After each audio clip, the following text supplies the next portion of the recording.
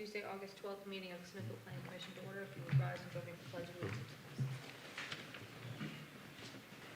I pledge allegiance to the flag of the United States of America and to the republic for which it stands, one nation, under God, indivisible, with liberty and justice for all. Thank you. First item is just review upcoming meetings and activities. On Tuesday, August 19th at 6:30, we have the Board of Historical and Architectural Review meeting. The Tuesday 19th, 7:30 meeting of the Board of Zoning Appeals has been canceled. Town Council meets on Monday, the 25th at 3 p.m. It's committee meetings at 3 p.m. And then the regular Town Council meeting is Tuesday, September 2nd at 6:30. And then our next gathering here for Planning Commission is Tuesday, September 9th at 6:30. Next time is public comments. The public is invited to speak to Planning Commission on any matters except scheduled public hearings. Please use a sign-up sheet. Comments are limited to 5 minutes per person.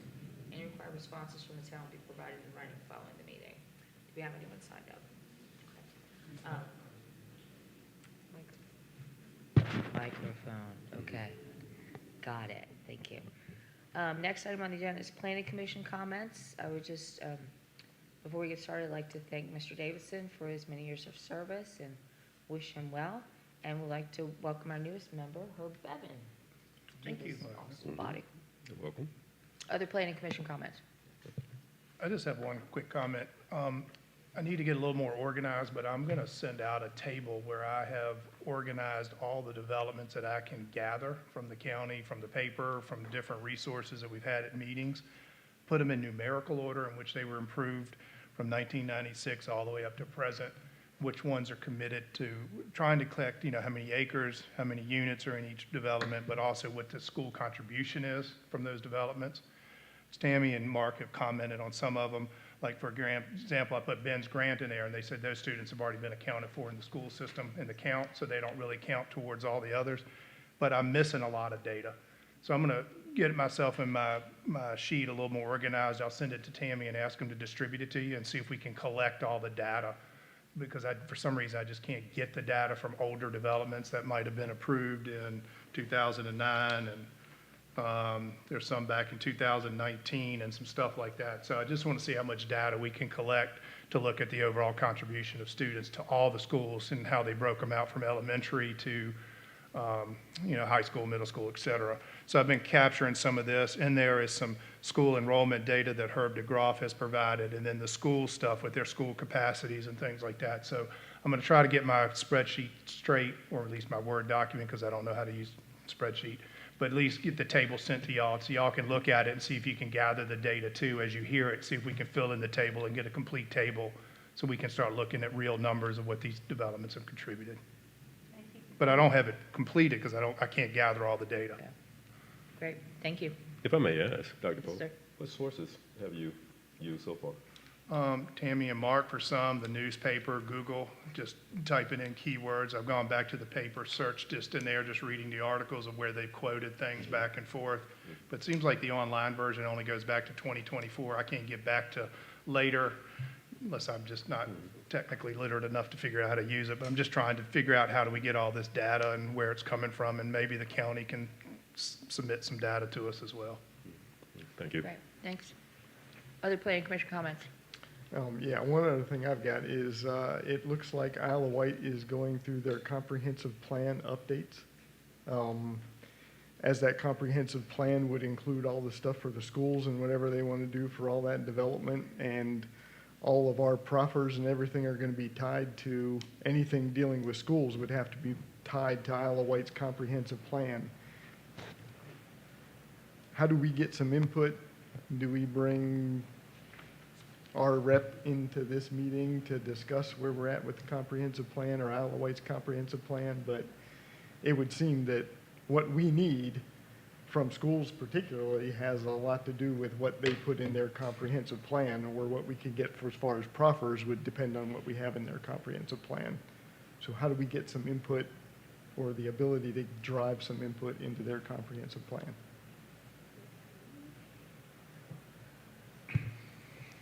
Oh, I think there's a number of ways, but the survey that they did, that was for the Tisserby study for the comprehensive plan, was one way, but the they have a committee put together with representatives from each region, and So like Renee would be ours, right? Renee would be So ours, Can and, we have a meeting with Renee where we can well, discuss she what would have, she I believe pushes she at? would have designated someone to be the person working on the planning commission. I don't think it would have been, I don't think she was doing it. She may have also been, but as far as I'm aware, they developed a committee of citizens to do the data collection and edits, so whoever was our representative, I think, would be the individual.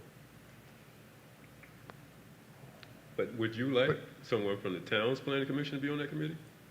Well, either somebody Is from the that- town to that- be on it, or to at least know who it is, That's another so white that we can question. have a That's- discussion with them about what they're adding or including, or, the things that we've seen that we've needed or want, or, how we're gonna develop and do our review of our comprehensive plan. We're probably, we're probably 2 years away or whatever now, but we'll have to update ours again, but try to at least keep them in alignment with the same goals and the same objectives.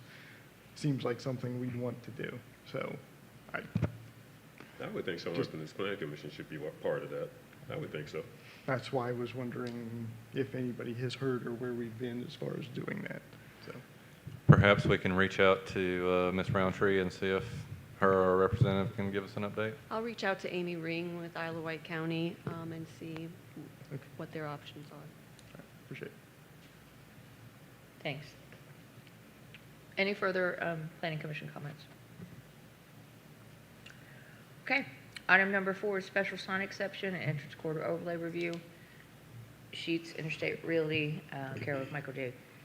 Nidifer is the applicant. Ms. Clary, we have staff report, please. Yes, thank you. This application was tabled at the July meeting.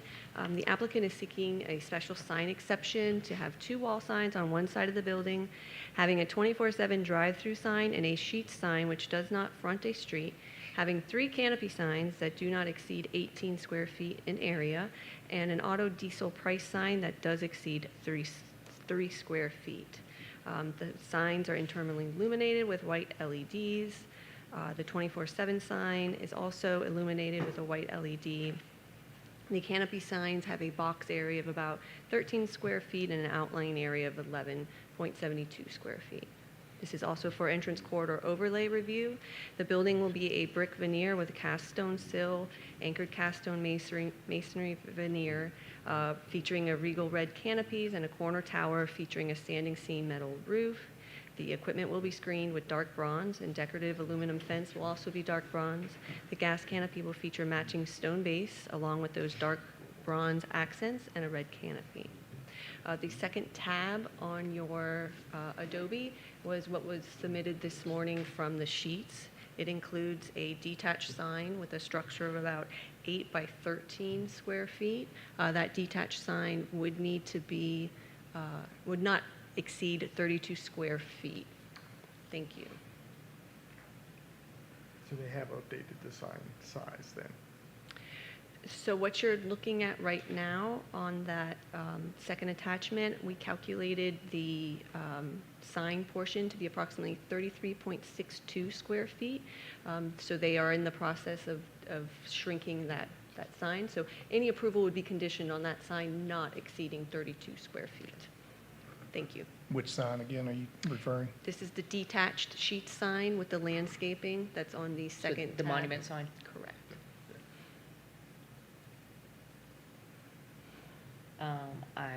Assuming there's no one here to speak on this item this evening. So, ladies and gentlemen, what's your pleasure? My question would be on the monument sign, is it back far enough so as to not impede any kind of barrier?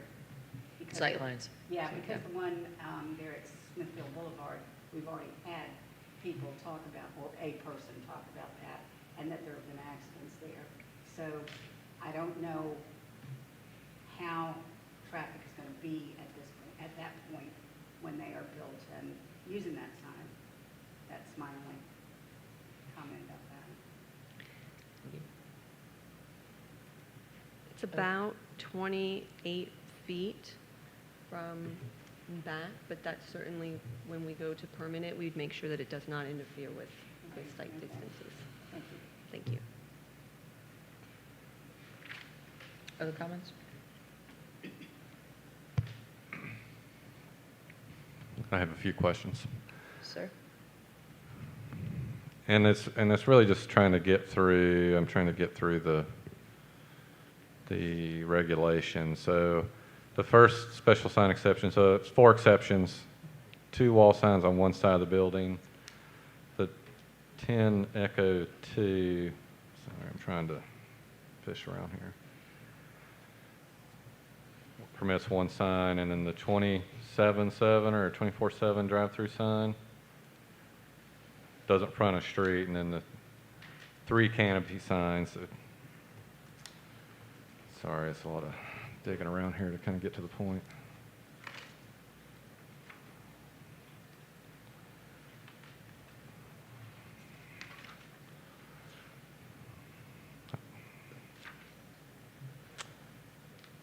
So 1 awning, they want 3, and then the price sign sees 3 square feet. So I would just ask if some of the more experienced members on the commission could share some history of the sign ordinance as far as, you know, when I looked at the intention of it, you know, it seems to keep all of our signage pretty consistent. So other than maybe the canopy signs, I mean, I don't think the auto diesel price sign, I guess what I'm saying is they probably have a standard sign package that they put in at all their stores, and that's great for them, but, you know, I think we should enforce our zoning. Other than maybe the canopy signs, I don't think the gas sign could be, you know, could meet the size of our signs, and the multiple, you know, repeat signs, not in accordance with our sign ordinance.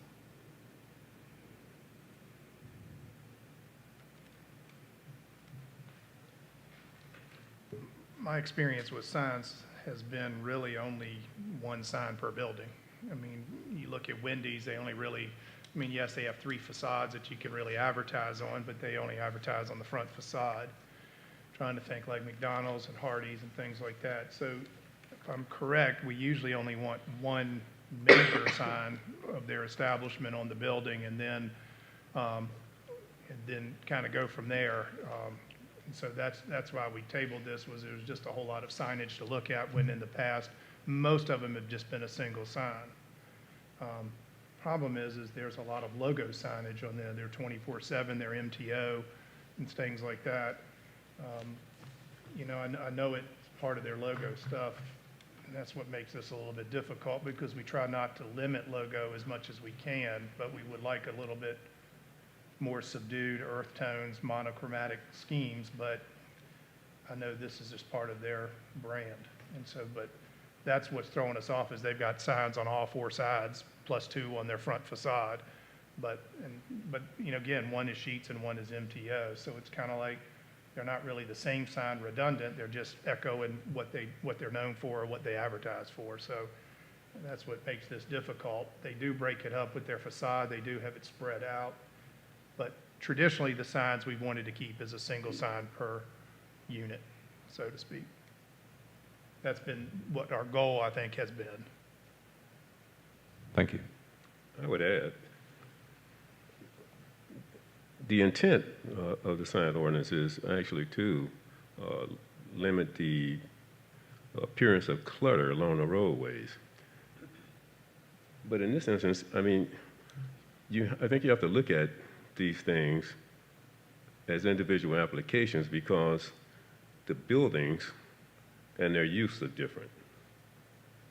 And here, it's quite a few signs, I agree with that. But a lot of them are informational or directional.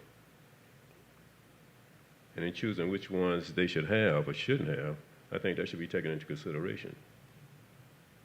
I mean, these gas stations, they can be pretty active, cars, pedestrians moving about. I think it would be helpful, you know, if you consider that these signs could add some level of order to that. some of them should be, I think, would be valid. But if you look at other things in the industry, Royal Farms doesn't have this many signs. When Farm Fresh had gas, they didn't have extra signage, it was just the one monument sign for their pricing. So, I mean, it's been done before, the precedent has been set to not have all of this clutter. Right, don't want to have the clutter, but in this instance, this is a very large facility, and this would be the biggest gas station, as far as I know, within our town. This would be the biggest. That is true, but when I think about the Wawa, the closest one to us, which I think is probably the North Suffolk area, or right beyond North Suffolk, I think they just have the one on the front. Now, they have canopy signs, but the big Wawa sign, I think, is just on the front of the building. But what makes this different is it's on a corner. So I could see, but if you have it on one side of the corner, you really need to have it on the other side of the corner so the people approaching it from the Smithfield side would see it. And it's not fronting the main highway. It is. That's And another it's going to be a major business in Smithfield. Yeah, but the front elevation is not facing Ben's Church Boulevard. It has two fronts, one on the narrow Bench Church Boulevard side, and then the long side. I think he said when he was briefing the town council, it was, if I recall correctly, it has two main entrances, one on that narrow front and one on the long front, I believe is what they said.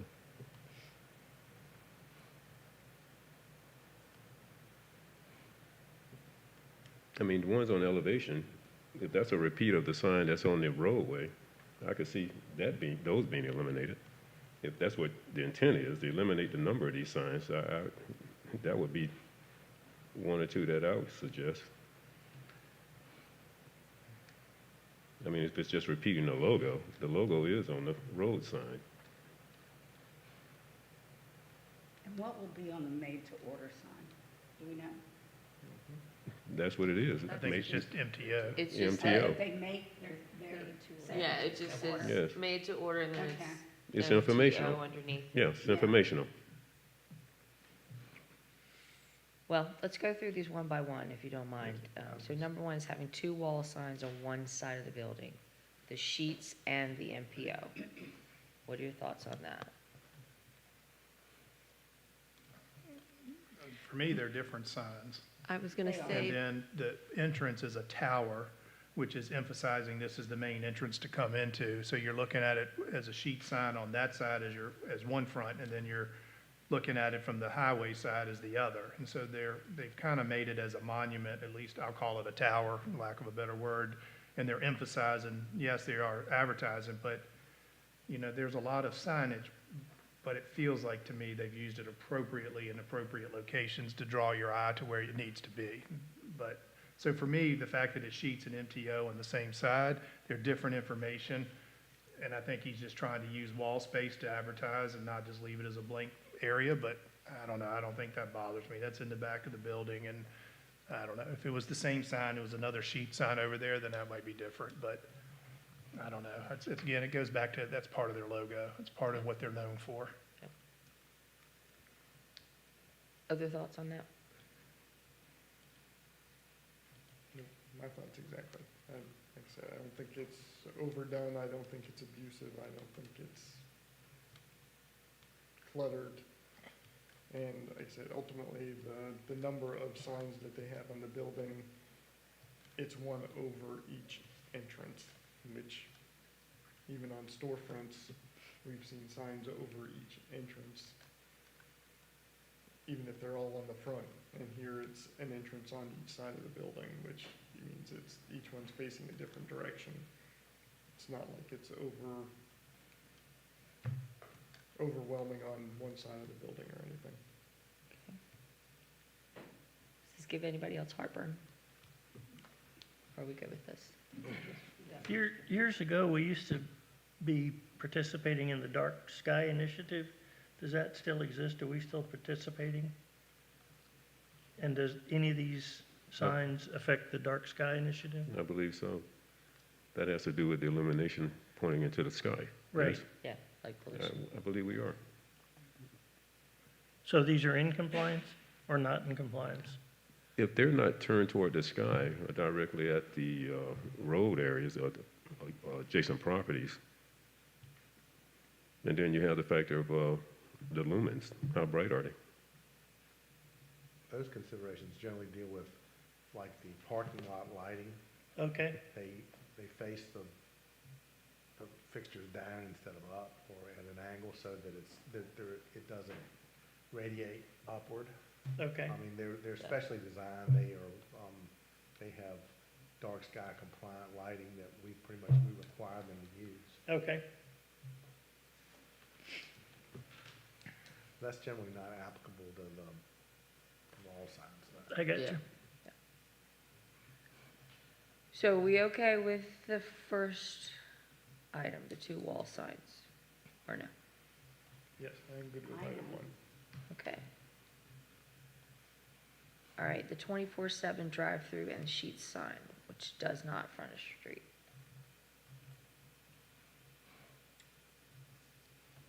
I think the only 2 sheet sign is the one that's on Highway 10 and one that's on the parking, or the pump side, right? They're the only 2. Well, they have a 3rd sheet sign in the back of the building. Like I said, it's one over each entrance. Yeah, I mean, again, I think it's providing direction even on the rear entrance, but Yeah.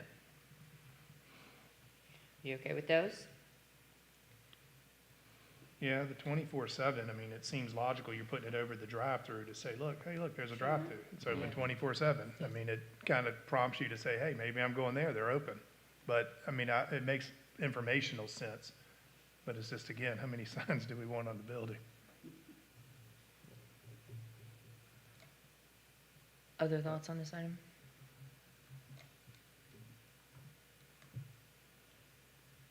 It's a lot of signs, but I think they've handled it appropriately. Okay. It seems to be in proportion to their building. So, you know, it's not ideal based on our sign ordinance, but they've used it appropriately. Is MTO one of their trademarks or? I think No. it's one of their trade. No, it stands for made to order. Right, right, Yeah, it's right, just right. I wasn't sure that that added Yes. anything I to, wouldn't trade, I mean, one of their logos. It's kind of what they're known for, yeah. Well, you have somebody Is there- old like me that doesn't know what MTO means. It's made to order. I got it You now. got it now? Okay. But that's why I asked the question to begin Yeah. with. You know, what's made to order? I think that's just indicator. I don't think it's so much a patent or a trademark logo. I wouldn't think of it that way. I don't know, but I wouldn't think of it that way. Okay, I thought we had consensus on number 1, no? Mhm. Okay. So number 2, the 24/7 and sheets, which is not front of street. Are you good with that one? I'm good with that one. Yes, yes, yes? Okay. The 3 canopy signs.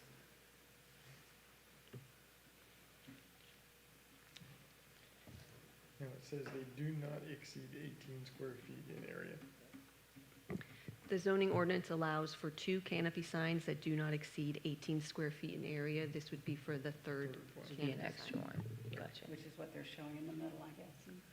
Right. So those are the 3 that are on the actual pump cover. I think it looks good. You're saying the 3 signs together They're separate meets signs. the square footage requirement? Three of them exceed it. 2 would meet it, right? None of them exceed it. This is just to allow that extra third canopy sign. Which as a collective would still equal less than, it would still be within the ordinance dimensions. Each is less. Each canopy sign needs to be less than the 18 than square 18 feet in area.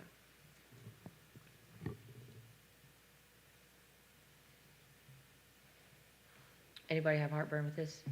The one in the back is displayed to no one, so it doesn't really matter. If they want to put it on there, let them put it on there. Other than that, it's 2 that are facing anybody who's going to see them, so it's Okay. still within. And finally, the diesel sign that exceeds 3 square feet. that bother you? The diesel sign that looks like on their site plan is only gonna be on 2 pumps. And I guess they're assuming those are the 2 designated pumps that are having diesel, so it's gonna make it easy for people that have diesel vehicles Yeah. to figure out which pump it is. Yeah.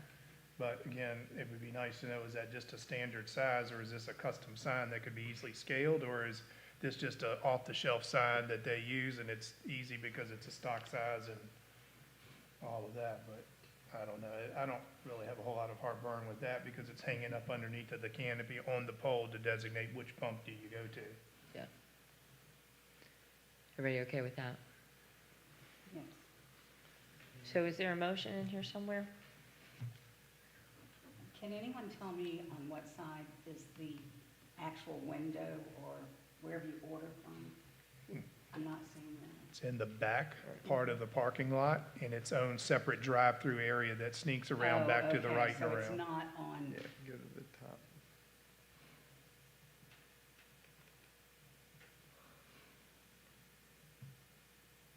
Site plan. okay. Does this one have the whole site plan? No more. I gotta go up. Guess I'm not- No. You need to look in this one, yeah. So your drive Okay, through is back all here. right, thank you. Yep.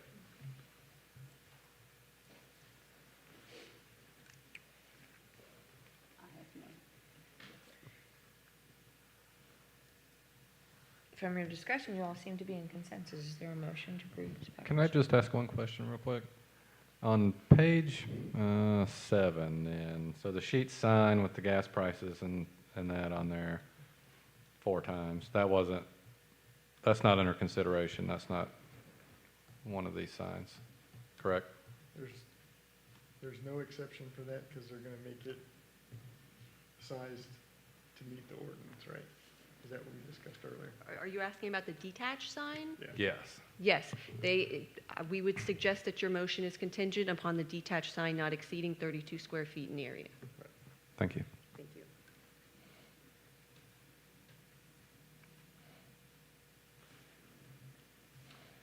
Then I would make a motion that we approve as presented with the condition that they keep the monument sign at or below 32 square feet. Have a motion, is there a second?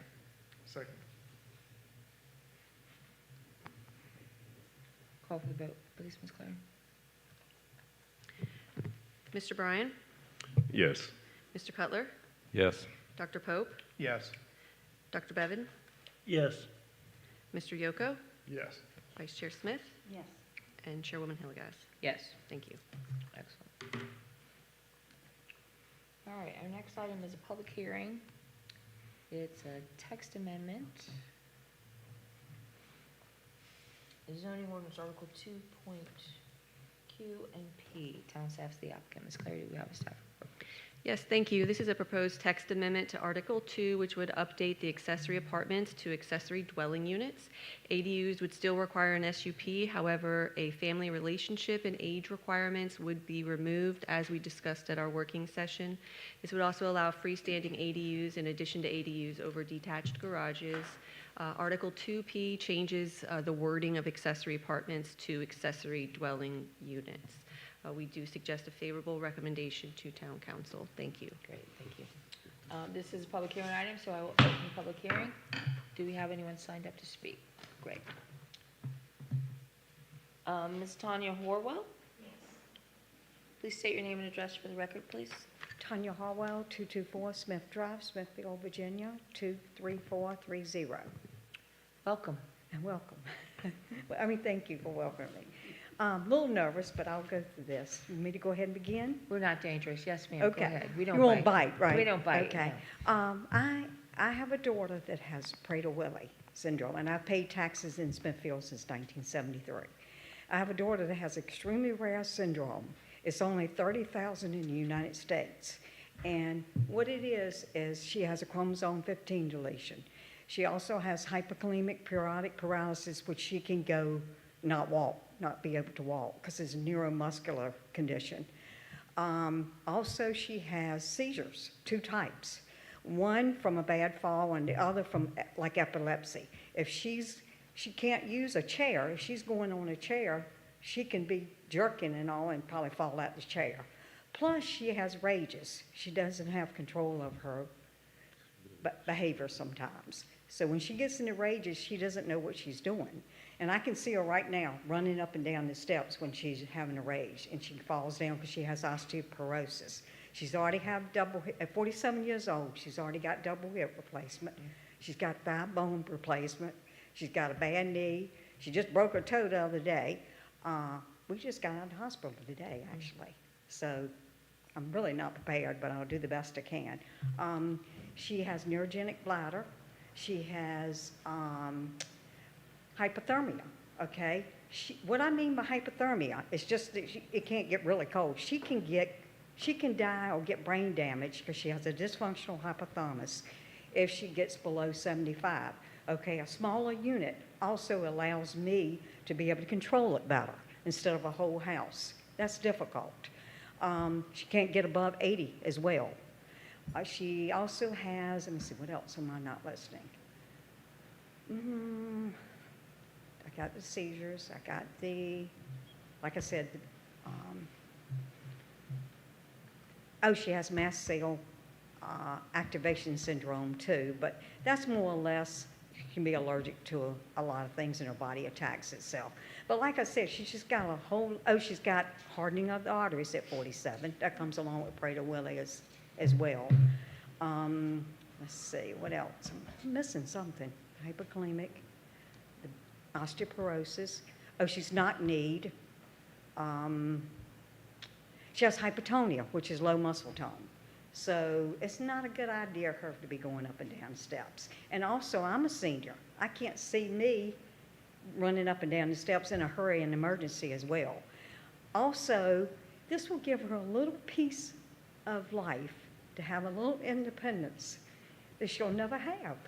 Does that make sense? Yes, ma'am. Yes, And ma'am. that's what I want for her. And it'll make my life easier to care for her and let her be able to live longer. It's just difficult. It is a complex. In fact, I'm working with Vanna White's brother, Chip White, to do a short film. Even the hospitals don't understand it. Wow. I can go places and I tell them to turn the air conditioning up to how difficult it is. They'll laugh at me. And I have to leave because they don't understand it. So she doesn't have a piece of life. Yes, ma'am. She can't go to a movie if it's too cold. So what do? I've got to give her some type of life. So this would help you all accomplish This would that. help us a lot. Yes, And ma'am. she would feel independent. That would be wonderful. I'm so sorry you all are going through all this. I love her though. She's Absolutely. my main, I spend all my time with her, so I couldn't imagine my life without her. So I want to keep her alive as long as I can. And that's really what's going to help. Yes, ma'am. Thank you. Okay? Thank you for your comment. And I've got proof here. Question. Ma'am, Ms. Smith has a question, and then Mr. Brown. Sorry. I just wanted to know, are you looking to have a separate apartment for her on the ground floor? I would so like you're that. all together? Yes. Okay. I would like that because I can put cameras in there too. I've got cameras all in my house. Sure, I can put cameras if she has emergency or put an alarm of some type. It has intercom on the camera, so that's the way I have it now. Right. And you want her to have a living area, a bedroom, bathroom, Just- and a kitchen? Small Okay, little kitchen, all right. small, Just, yeah. something small, quaint, safe, one floor, really safe. And look, I forgot this. She can overeat and die. She can drink too much water and die. And so I've got to have locked cabinets. It'd be easy to lock a smaller unit. I forgot about Sure. that. Sure. She has hyperphagia. It's a lot to it. I couldn't name it all. I can't So, imagine. but she does well for what she's going through. Thank She does really well. Mr. Bryan, did you have something for this? No, I had pretty much the same Okay. question Okay. Commissioner Smith had. Great. Thank you. Thank you. Thank you so much. Are there any further speakers on this item? Hearing none, we will close the public hearing. Commission comments, questions? So if I'm hearing this correctly, then the way it's written is that an accessory unit can only be on the second floor. The way our zoning ordinance is currently written, you can have it above a detached garage, or it must be attached to the main structure. What we've changed is we allow a detached ADU, where it can be a freestanding structure where they do not have to construct that detached garage in order to have the ADU. It can also be, it would have to be in the rear or the side of the building, or they can still have it attached to the primary structure. Single floor, or it can be bottom floor or top floor, or both, as long as it doesn't exceed the square footage. They would be able to construct a two-story as long as it did not exceed the square footage. Because I think it's With reading two in units. here that it's saying, main building connected common law floor, breezeway porch, accessory is located on a separate level over a freestanding garage. Does that wordage need to be changed? So that would allow them to have an exterior access point to a frog, a room over the garage, if they wanted to convert that into an ADU. Because we do prohibit it from being in the basements or above the first floor, but we thought that might be a unique situation in which they could utilize that space as an ADU. Could I ask why that we would frown on having it in another level, whether it's in a basement or upstairs? That seemed to be standard practice Is it? when we looked around, specifically the basement part of it. Don't want to put mine in the basement. Okay. Well, it requires a special use permit anyway. Mm-hmm. And so, I mean, I guess the question you ask yourself, is there any, if this lady wanted to build an accessory dwelling unit, and if she wanted it to be, on a single, on separate and not connected to her home, is that a problem? I mean, you have to ask yourself, if it's subject to a special use permit, why put all those restrictions on it? 'Cause someone has to come and show you what they're gonna do. I mean, this says you can't connect it with a breezeway. Why not? Why? I'm not saying, I'm sure she's pulling it from other localities and they've come up with this, but you don't. But why not? But why Yeah, not? I mean, right. y'all ask those questions, why not? Since it's a special use permit, somebody comes in and she comes in with a great design and it's, a nice little unit and it's single story and it's connected by a breezeway and it looks great and it matches the house and it's not obtrusive, Why not? why not? I mean, if you put all these rules in here, you just limit what she can do, so. Sure. Which was why I asked the question. And I'd like to be clear. This can be a single-story or two-story standalone unit, correct? Okay. Or it can be a second floor of a garage. They have three options. That is correct. All right, thank you. So what's your pleasure, ladies and gentlemen? I have one other discussion item on it. Why are we necessarily limited to two people?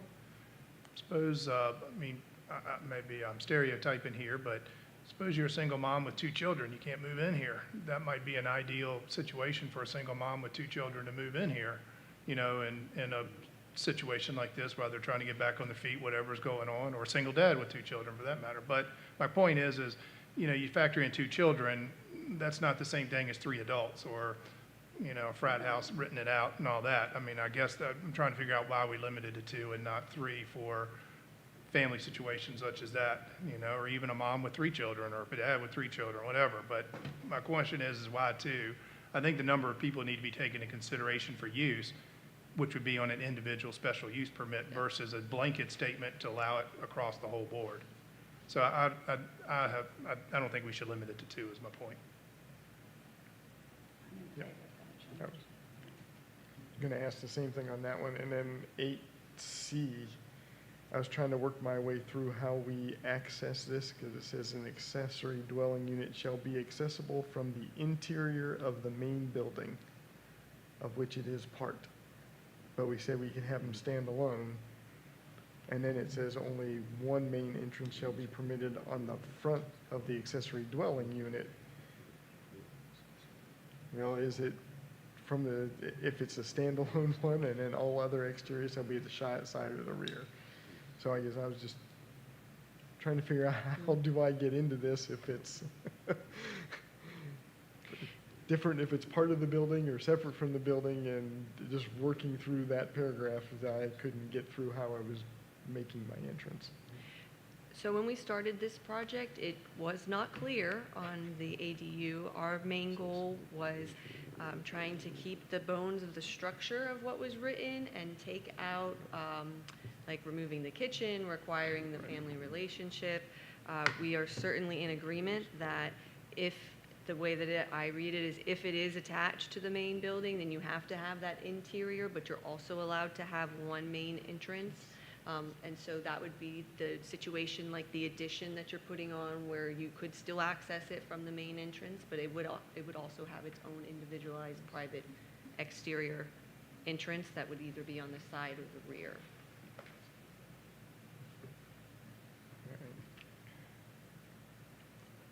Clear as mud?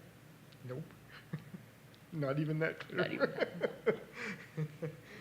I guess I'm thinking that maybe it's a little more restrictive than what it needs to be, since everybody has to come for a special use permit anyway. And then it could be determined on the merits of each individual one. We'd be happy to remove C, that first sentence of C that requires it to be accessible from the interior of the main building. I think that would help, because if you say it just has one main entrance permitted on the front of the, I don't even know if it's the ADU. This would allow them to build the addition that's not accessible from that main primary structure and would only have an exterior entrance. On the side. Okay. Okay, it was a little difficult to hear that. What is your suggestion, Mr. Pope? I mean, Just Yoko? eliminate the first sentence of 8C. Yes, I read it. I'm trying to understand your solution. That would mean What- that the accessory dwelling unit, which would essentially be that addition onto that primary structure, would not be accessible from that main house. The only way to go into that ADU would be an exterior entrance. Look, Well, So- I think you would want it both This ways. says shall, it could be may. May. I mean, if Would you solve take your it out, problem. I mean, why would you preclude somebody from doing it? If they wanted to, they, Well, In this, her case. this mom might want it, an interior Exactly. access to it. I mean, you can take out I mean, if you take out the sentence, that's fine, but you wouldn't want to preclude them from having access from the interior. Right.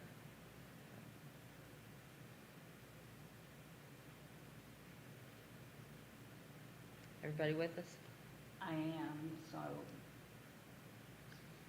only one, so perhaps it could be only one main entrance shall or will be permitted in the front of the, oh, well, wait a minute, in front of the main dwelling unit, and the accessory dwelling unit may have an entrance located elsewhere, Alternate entrance. you know, alternate, yeah. So it could be, but doesn't have to be.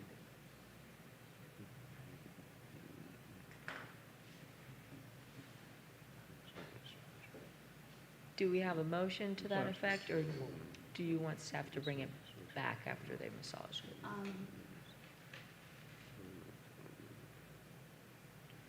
Well, if I can recap the proposed changes, on number 4, we are removing the requirement that they cannot be occupied by not more than 2 persons. And then for item 8C, we are going to change the shall to the may, which would allow these accessory dwelling units to be accessible from the interior of the main building. They would get one entrance on the front of the dwelling units, and all other exterior entrances would be at the side or the rear. Yes. And then we're still not allowing them in the basements or cellar for D, except over the attached garages. So one more question. We're assuming if I own the primary house, I'm going to rent the accessory unit to somebody else. But as a property owner, the way that it reads in number 3 means I could live in the accessory unit and rent it to the rent it out to somebody else as the primary house. We're allowing this to go both directions, that's correct? Yeah.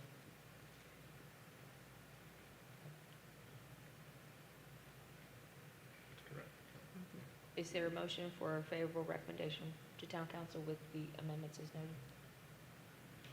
I make a motion that we make a favorable recommendation of the zoning ordinance change as presented and updated per our discussion. Excellent. Is there a second? Yes, I'll second. So Been a motion and a second, Ms. can I Cooper. raise a question now? Sure you can. Because this Ms. Harlow's here, and what if she wants to, she doesn't want to build a two-story, or she doesn't want to put it over the garage, she just wants a single-story accessory unit? This doesn't let her do that. Yes, it does. Yeah. Because it does not, if you go to E, an accessory dwelling unit, if in a separate structure from the primary dwelling, shall be located in the rear or the side of the principal dwelling. An accessory unit dwelling in a separate structure from, are we requiring that to be, so we're not requiring that to be connected? Correct. Because there's a provision up here about it shall, accessory apartments shall, it must be connected by a common wall or not by a breezeway, so that's not applicable. I think it goes back to our ordinance. If you have an accessory building and it's in your front yard, which is defined in front of the building, it then has to be connected to your house, correct? So Correct. therefore, you're not allowing that building to be connected by a breezeway, et cetera, because it has to be a substantial contribution to your house, I'm assuming. But if it's not in front of your house, which means side yard or rear side, it does not have to be attached, correct? All right, that makes sense. But in this person's case, it's really not an accessory dwelling unit, is it? As much as it is a extension or a extension to a house. But it's not connected to we a don't house, so know yet. therefore it's If not it's an not extension. connected, it's not an extension of our house. But hers is. Hers is connected, right? What I want to do is put it far back. Come on back up. What I'd like to do is put it far back on the side, because my house is kind of closer to the front, and I've got a large yard. With the garage, two-car garage, you see, she gets wet. If it's cold rain, Right. that can make hypothermia as well. And I forgot about the oxygen saturation, so she carries equipment. I was gonna put the little accessory building, as you call it, behind it, but not attached to my house. Does that make sense? Oh, okay, I Yeah. thought it was attached so that you could walk from one room into her rooms, should you need to. But that's not the case. That's not the case. Okay, sorry, I misunderstood. That's okay, that's okay. Okay. all If I right. have to, I can put a breezeway if that's gonna be the law, but No, I really wanted it, Not at all. gotcha. Okay. Thank you. Thank you. There's a motion and a second. You ready to call for the question? Mr. Yoko? Yes. Dr. Pope? Yes. Mr. Cutler? Yes. Mr. Bryan? Yes. Dr. Bevan? Yes. Vice Chair Smith? Yes. And Chairwoman Hillegas? Yes. Thank you. Thank you, Ms. Harlow, for your patience and help with that. Thanks.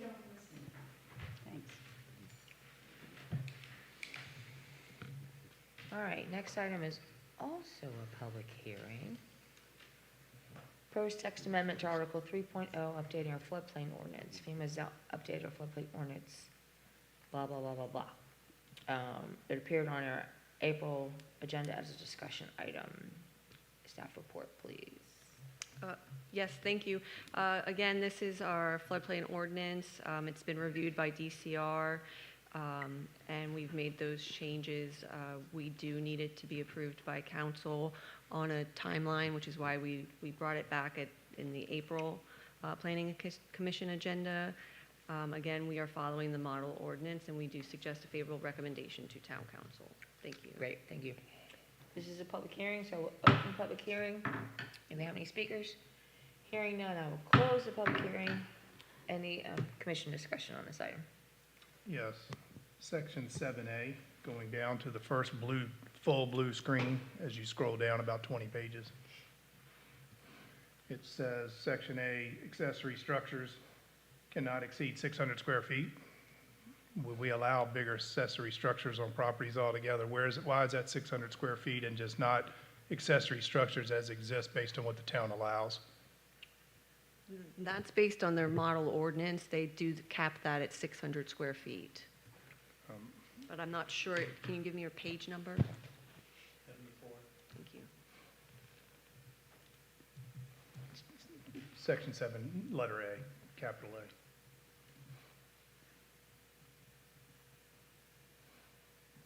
Is that just for insurance purposes, or they're saying, I'm just wondering where the 600 came from? That's their requirement.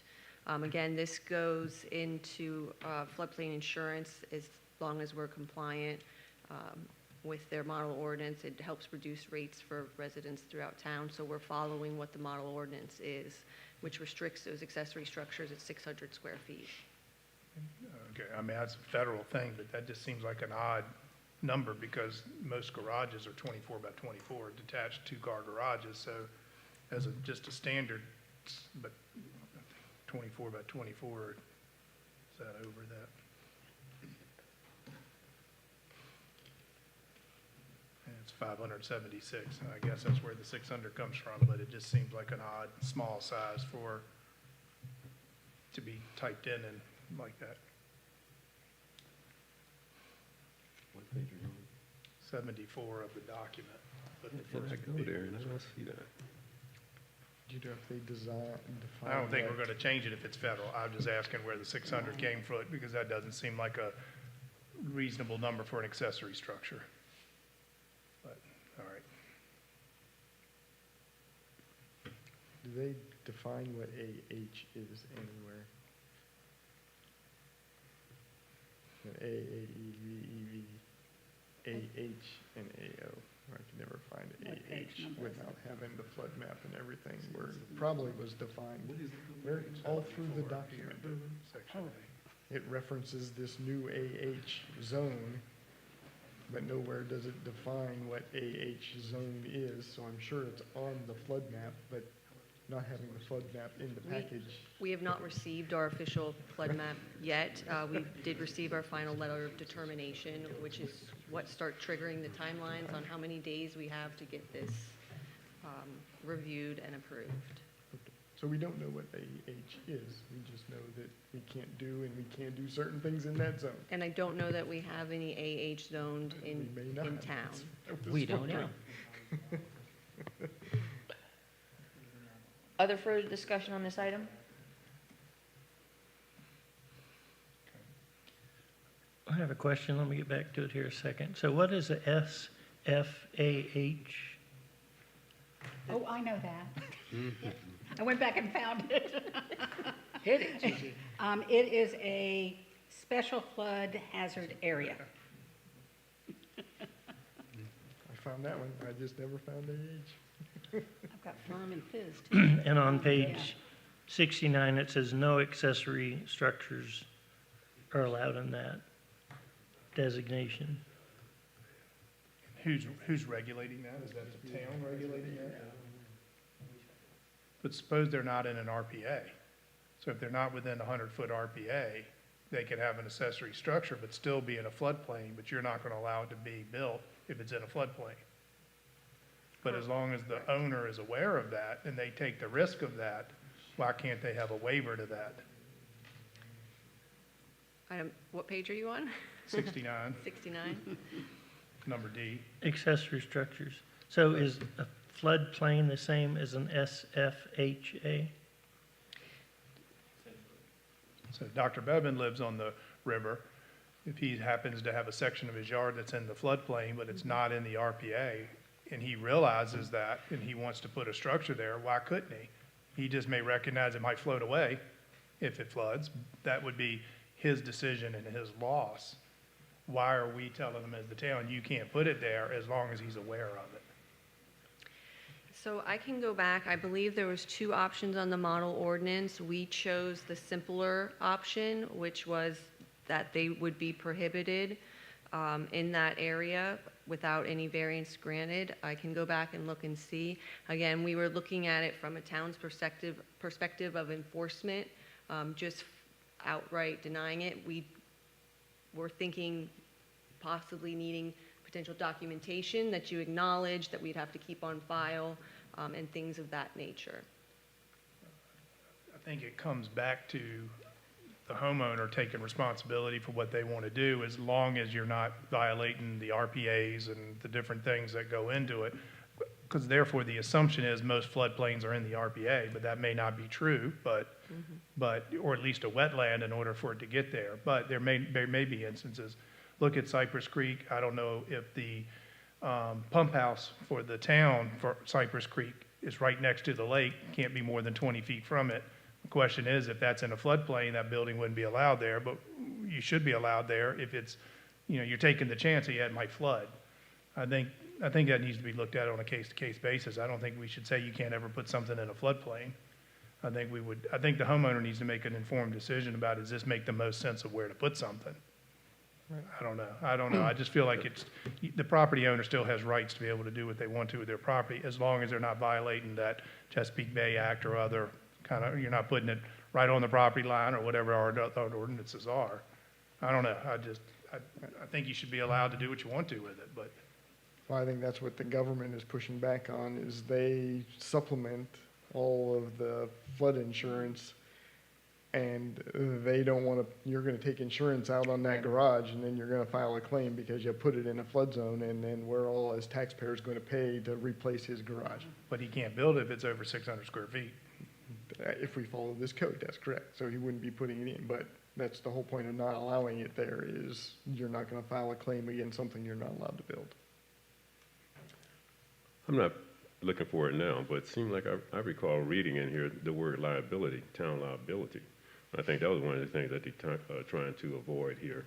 And as far as these AE, AH, these zones, I think they're defined, and it's not by Chesapeake Preservation. These actually flood zones determined by FEMA, I believe, for insurance purposes. And these different designations are simply based on how frequently an area floods and how high the flood happens over a year, the frequency over a year, the frequency over 5 years, the frequency over 10 years, even out to 100 years. I believe that's what those designations are. You're right, Mr. Bryan. I was looking at the same thing, that anything that starts with an A or a V is a high-risk zone, and that's what this is intended to control. Yes, the flood maps is totally different from the RPA. Well, I get that. I'm not saying that. I'm just saying you can't put a building in an RPA. No. But you still might have a flood zone that's not located in an RPA. Correct. And do you, as an owner, have the right to do what you want to with your property and put your building where you want to do it, whether you put it in a flood zone or not? If it's known to flood, and it has these designations, again, you're looking at town liability if they give the permit to do that. Not if you And tell them. I think we've just had the instances here on Quail Street some years ago, and the town ultimately bought out some properties. We granted building permits for everything on Wharf Hill. That's all in the flood zone. And they had special rules they had to follow with respect to construction. Which one is that? Everything at the bottom of Wharf Hill, that's all. Wharf Hill. Yeah, Yes, that's, different instance, that's not, yes. well, I know, but they're high-risk flood zones down there, because you know they're gonna flood. Mr. Cutler knows, he knows it's gonna flood. Huh? Yeah, but it's not if, but when, you're exactly Yes, right. and that's But- why they designed those, where the first level is only for storage and garages, correct? Right. That's my point, is if you choose to build in those zones, you have to follow certain construction rules.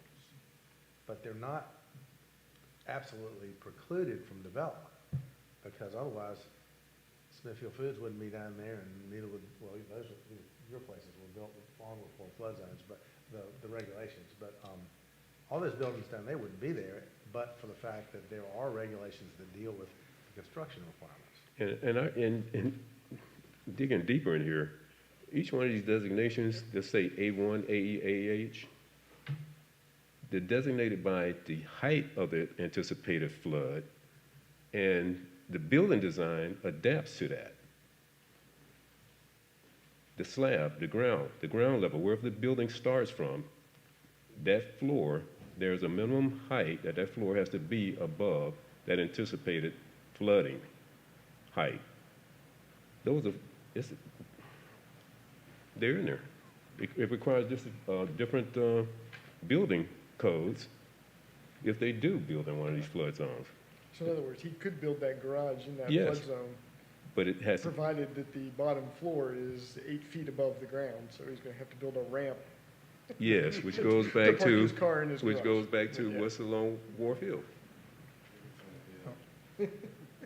Well, I mean, again, it comes down to is that a wise decision? Are you as the town, if you pass this ordinance, going to say, well, we're going to protect you because we don't want you to build in the flood zone because we're protecting you against your own stupidity?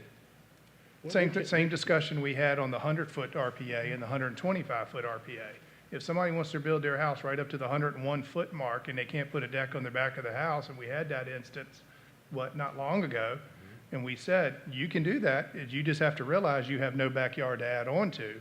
But the town wanted 125 feet in order to help protect them against future additions and decks and patios and sheds. And we said, well, if the homeowner who's building the house wants to do it, the federal regulation's 100, even though the town liked 125. And I think the comment made in that meeting is you can't, the homeowner can do what they want to. We can't protect against what they do or don't want to do. And so my point on this is why are we going to tell somebody you can't do something? You can do it.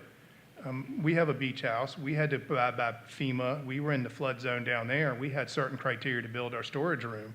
We could only put, I think, 3 nails, top, bottom, and sides, because they had to be breakaway walls in case the waves hit it. They had to be able to break away with minimal thing. But we had a whole FEMA guideline and a structural engineer guideline of what we had to build down there. And then we had a certain way we had to nail it with a certain size nail that they required as a 10-penny nail versus a 16-penny nail. They had requirements, but we were allowed to build in it even though we were 2 feet below the floodplain there. So they allowed us to build a storage unit to throw our bikes and chairs and junk like that down there. So they allow people to build in it. You just have to decide, do you want to invest your money in it? And so I don't think as a town we should be telling people you can't do this. No, it's not. It's not saying- wise. It's not saying you can't. 69 says you can. Well, it depends upon the designation. If I read- And dependent upon that designation, there are certain building code requirements as far as height above any anticipated flood level. That's the building code. People have to decide, do you want to build it to that or not? But No, I don't think they as a have government to. we should It's tell people required. what to do with it. It's required. Dependent upon that designation, it's required to build it a particular way. I agree with that, but I don't think I should tell you you can't build it. We're not allowing you to use your property in a way that you see fit. If somebody wants to build it 8 feet high, that's up to them if they wish to do that. But I don't think as a government we should tell them you can't use your property the way you want to. I don't know. I mean, So Ms. Clary thinks that there's an option potentially in the model ordinances. Would you like us to look and see?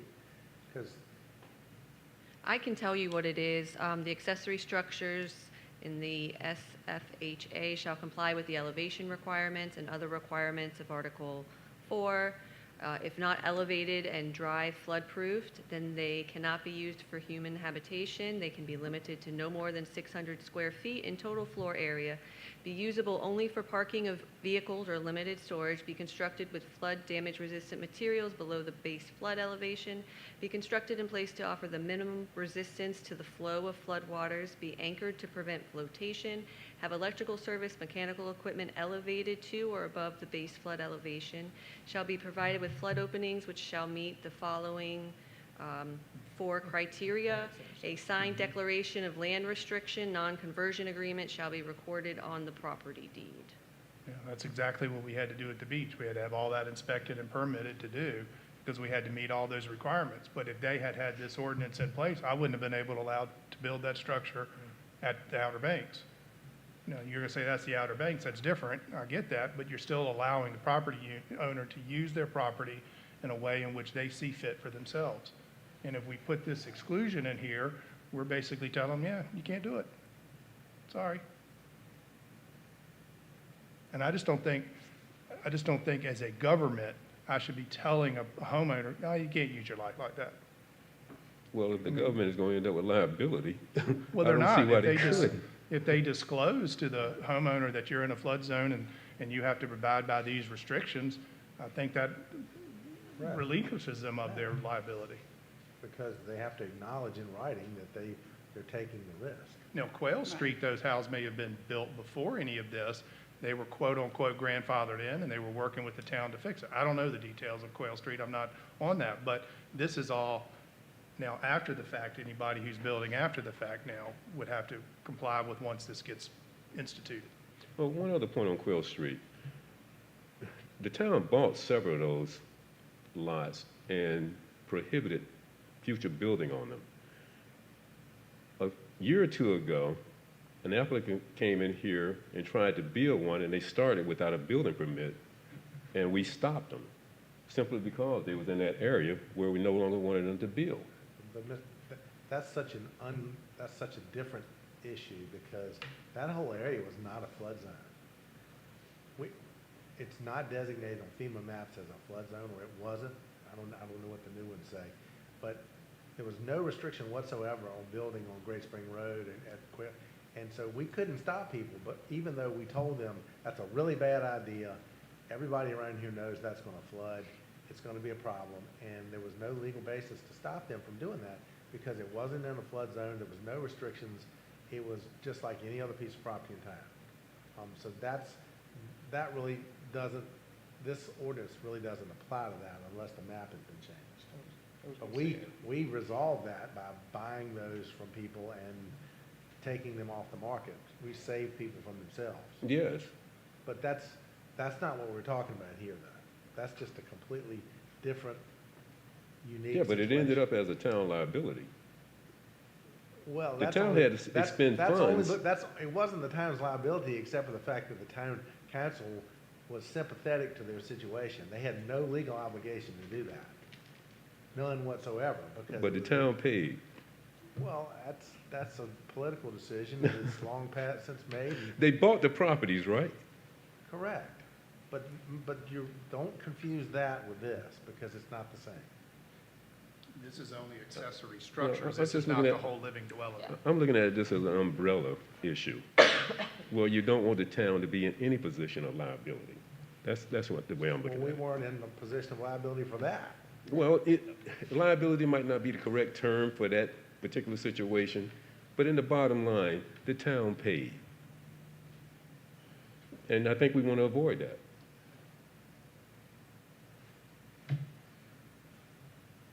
Mr. Brian, we want to avoid all bad situations, but you can't foresee them, you know? And all you can do is follow the rules that you have, and we did at every step, and they still flooded. And everybody knew they were going to flood, because if you grew up around here, you knew it was going to flood. So Ms. Clary has suggested some replacement language. Is there a motion to recommend? Is that a standard clause, Tammy, that you just were reading from? That's from the model ordinance. Is that the alternate language? That is for- the alternate for language. paragraph D? Correct, either the one that Okay. prohibits or with all those requirements. Now, remember, that's only my opinion. You don't have to have my opinion, but that's my argument to this on D is I don't think we should be limiting it. But you have to feel, I'm only one vote in all of Well, this. just recently, and here's an example, and this is, and people know about this, they live in the Barrett Folk House, you know the Barrett Folk Chip. House? What's- Chip Chip- Mills. Chip Mills, Chip Yeah. Lemon Mills. Yeah. They built a Pergola or a pergola, for lack of a better term. It's sort of like a little river house. And we gave them a permit to do it. But they had to, it was under conditions that they had, the foundation, whatever it's sitting on has to have the ability for the water to come and go.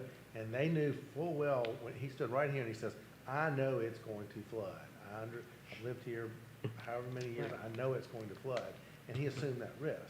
If you were to adopt this, he couldn't have that. Now, maybe you don't want him to have it, but I'm just telling you, that's the repercussion if you adopt it with the current language for section D.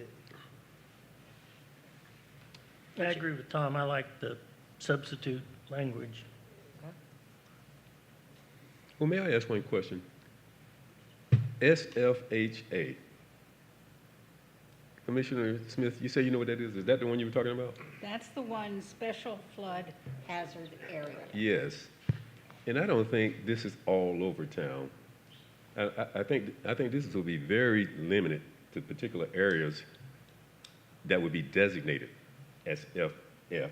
I think it would be But very that- but limited that's what use. it's saying. That's gonna be, those are That's what gonna be it's saying. identified on the new FEMA flood map. Yes. Right. And I think it's going to be limited. I don't think it's going to be that widespread over town. And I don't that's- believe it will be. And you're exactly right, but this ordinance only applies to those areas. Yes, But you still have to adopt the ordinance. yes. So for us at the Outer Banks, we carry special flood I think insurance we're all for saying the those same reasons. thing. Everybody's saying the same thing. The only suggestion, I think, it kind of appears to me, everybody understands we need to adopt this. The only question is, do you absolutely preclude any accessory structures in a special flood hazard area? Or do you adopt the alternative language that Ms. Clary just read that would allow somebody to build an accessory structure in a special flood hazard area, provided they go through all those requirements that are set forth in the ordinance? And it sounded like Dr. Bevan and the two doctors seem to like that idea. Yeah, but I think this SFHA is exclusive of AH, No, AO. it's not, no. Yeah. It's essentially all of All of, those. the SFHA All of includes those are all special of those flood hazard designations. areas. Those codes are the codes of identifying different SFHAs. An A, an AH, a VE. Like that area on Quail Street that Yes. floods during a rain from excessive rain because it is essentially a bowl and Yeah. it's not a flood zone That's from not a a flood river zone. or from a hazard or from Right. the whatever else. It just floods, that's now in these FEMA maps. They have the topography and they can see where all of the water runs and builds. And that's what some of these are, but all of those are SFHA's. What is the alternate language you want to add? Director Clary? It would be a swap. Accessory structures in the SFHA shall comply with the elevation requirements and other requirements of Article 4.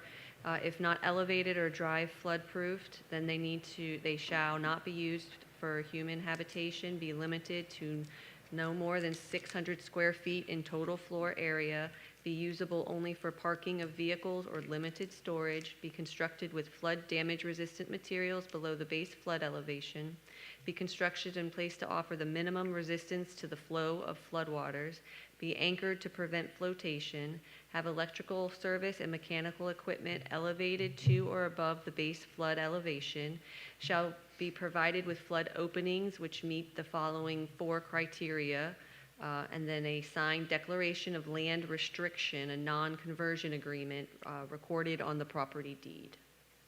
And all of that will replace accessory structures D1. That is what I believe the two doctors are proposing. Okay. Okay. Okay, and my thought about that particular language is, once it's built, does not preclude somebody putting whatever they want to into that accessory structure, even though they're prohibited from doing that. So we give them kind of a, Well, you can't tell them to break the law. no, we can't, no, you can't, well, no, you can't, but once it's happened, you know, I don't know, I'm more in favor Well, we of don't shall be have- prohibited. We don't have code enforcement people riding around checking on people for things like that. Oh, we don't? No, ma'am. Could I do that? No, I No. don't want to. We don't have staff for that. We rely No on good staff. neighbors to take care of things like that. Well, and neighbors can take care of it. Yeah, they would. Yeah. Do we have a motion?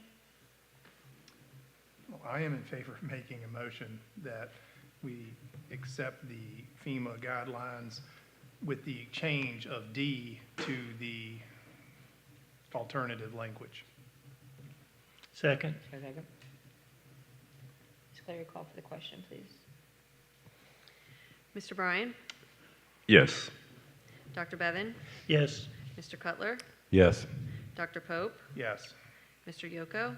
Yes. Vice Chair Smith? Yes. And Chairwoman Hillegas? Yes. Thank you. Thank you. Item number 7. Hey, look, it's another public hearing. Smithfield zoning ordinance amendment, Article 3.S. Ms. Clary, have staff report, please. Yes, thank you. This is to Article 3S to create a new Pinewood Heights Industrial Park Overlay District, FIPO. This item did appear as a discussion item at the July Planning Commission meeting, and a red line version of that is attached. We do suggest a favorable recommendation to Town Council. We did include that shipping containers would require a special use permit, and we removed the accessory structures from the front yard. Instead, a Planning Commission waiver would be required for those. Thank you. Thank you. All right, this is a public hearing, so we'll open the public hearing. Is there anyone signed up? Hearing none, we will close the public hearing. Ladies and gentlemen, what are your thoughts?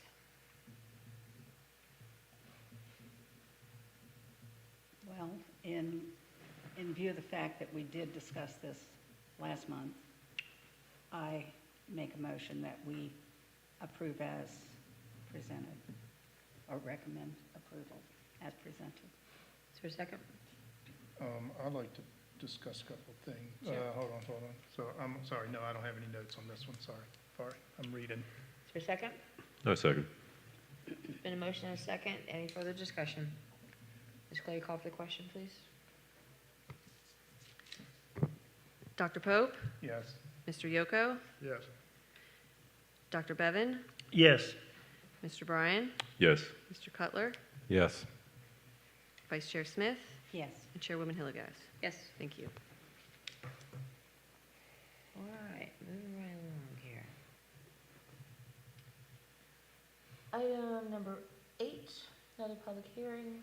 Hold up zoning ordinance Article 11. Ms. Clary, have staff report, please.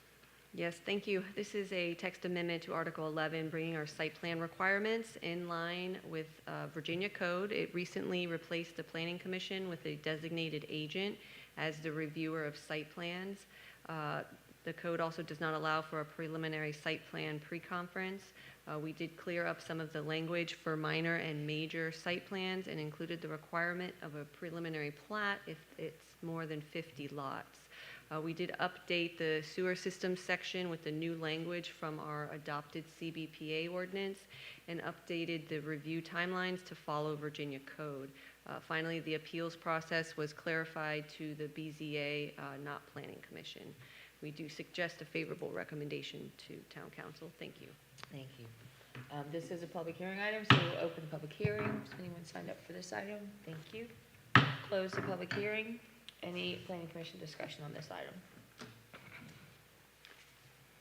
I have a few issues Yes, that sir. I would like to discuss with this. First, I would like to know, how did this come about? Where did this start at, actually? Did this start with the Community Development and Planning Department?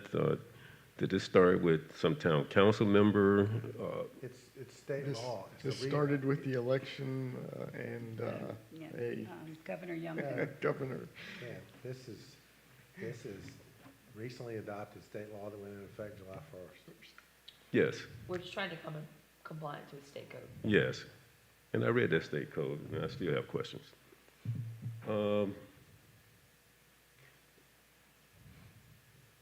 Could you bring it up, Attorney Riddick or Director Clary? Could you bring up that state code? I don't have it in front of me. That's pretty much it. What is it that what's your concern, Mr. Bryan? In 8, on that state code, look at my notes.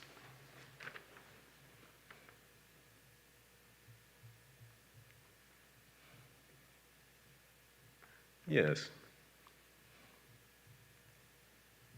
That Virginia Code 15.2.-2286. The line underneath that legislation, it starts with zoning ordinance may include. And it doesn't say shall or must, it says may. So I'm a little confused as to why it's required that we actually make these changes. Well, that whole code section is the section from which our zoning ordinance is drawn. We don't have all the requirements, but these requirements that are made are shall requirements. They have taken away the ability of planning commissions to approve plats. All of it's gone back to the zoning administrator. It doesn't come to you anymore. It's all an administrative process. But that's may, which means, But no, which but to me, the way I'm not interpreting this is, part, not this part. This part is mandatory. We don't have any options about this. They have taken that authority away statewide. It goes, and there are other provisions that apply too. For example, the planning department is limited on the number of comment letters they're permitted to send with respect to applications. okay. That's been abused across the state, and now you get one. So And it's your understanding that this is a requirement This and is- local governments, local agencies, government agencies don't have any choice in this matter? Do not have any choice with respect to this provision. Then explain that statement to me then. The What whole, page is it? It's in the state legislation. Oh, It's in the Virginia Code, 15.2-2286. Right under the first line, there's a new code It's- section there. it starts with that. And I looked at the new version dated July 2025, or June, one of them. It was this year, June 25. And the second, it starts with zoning ordinance may include. And I don't have the rest of that statement here. Well, no, there's a long list of things it may include.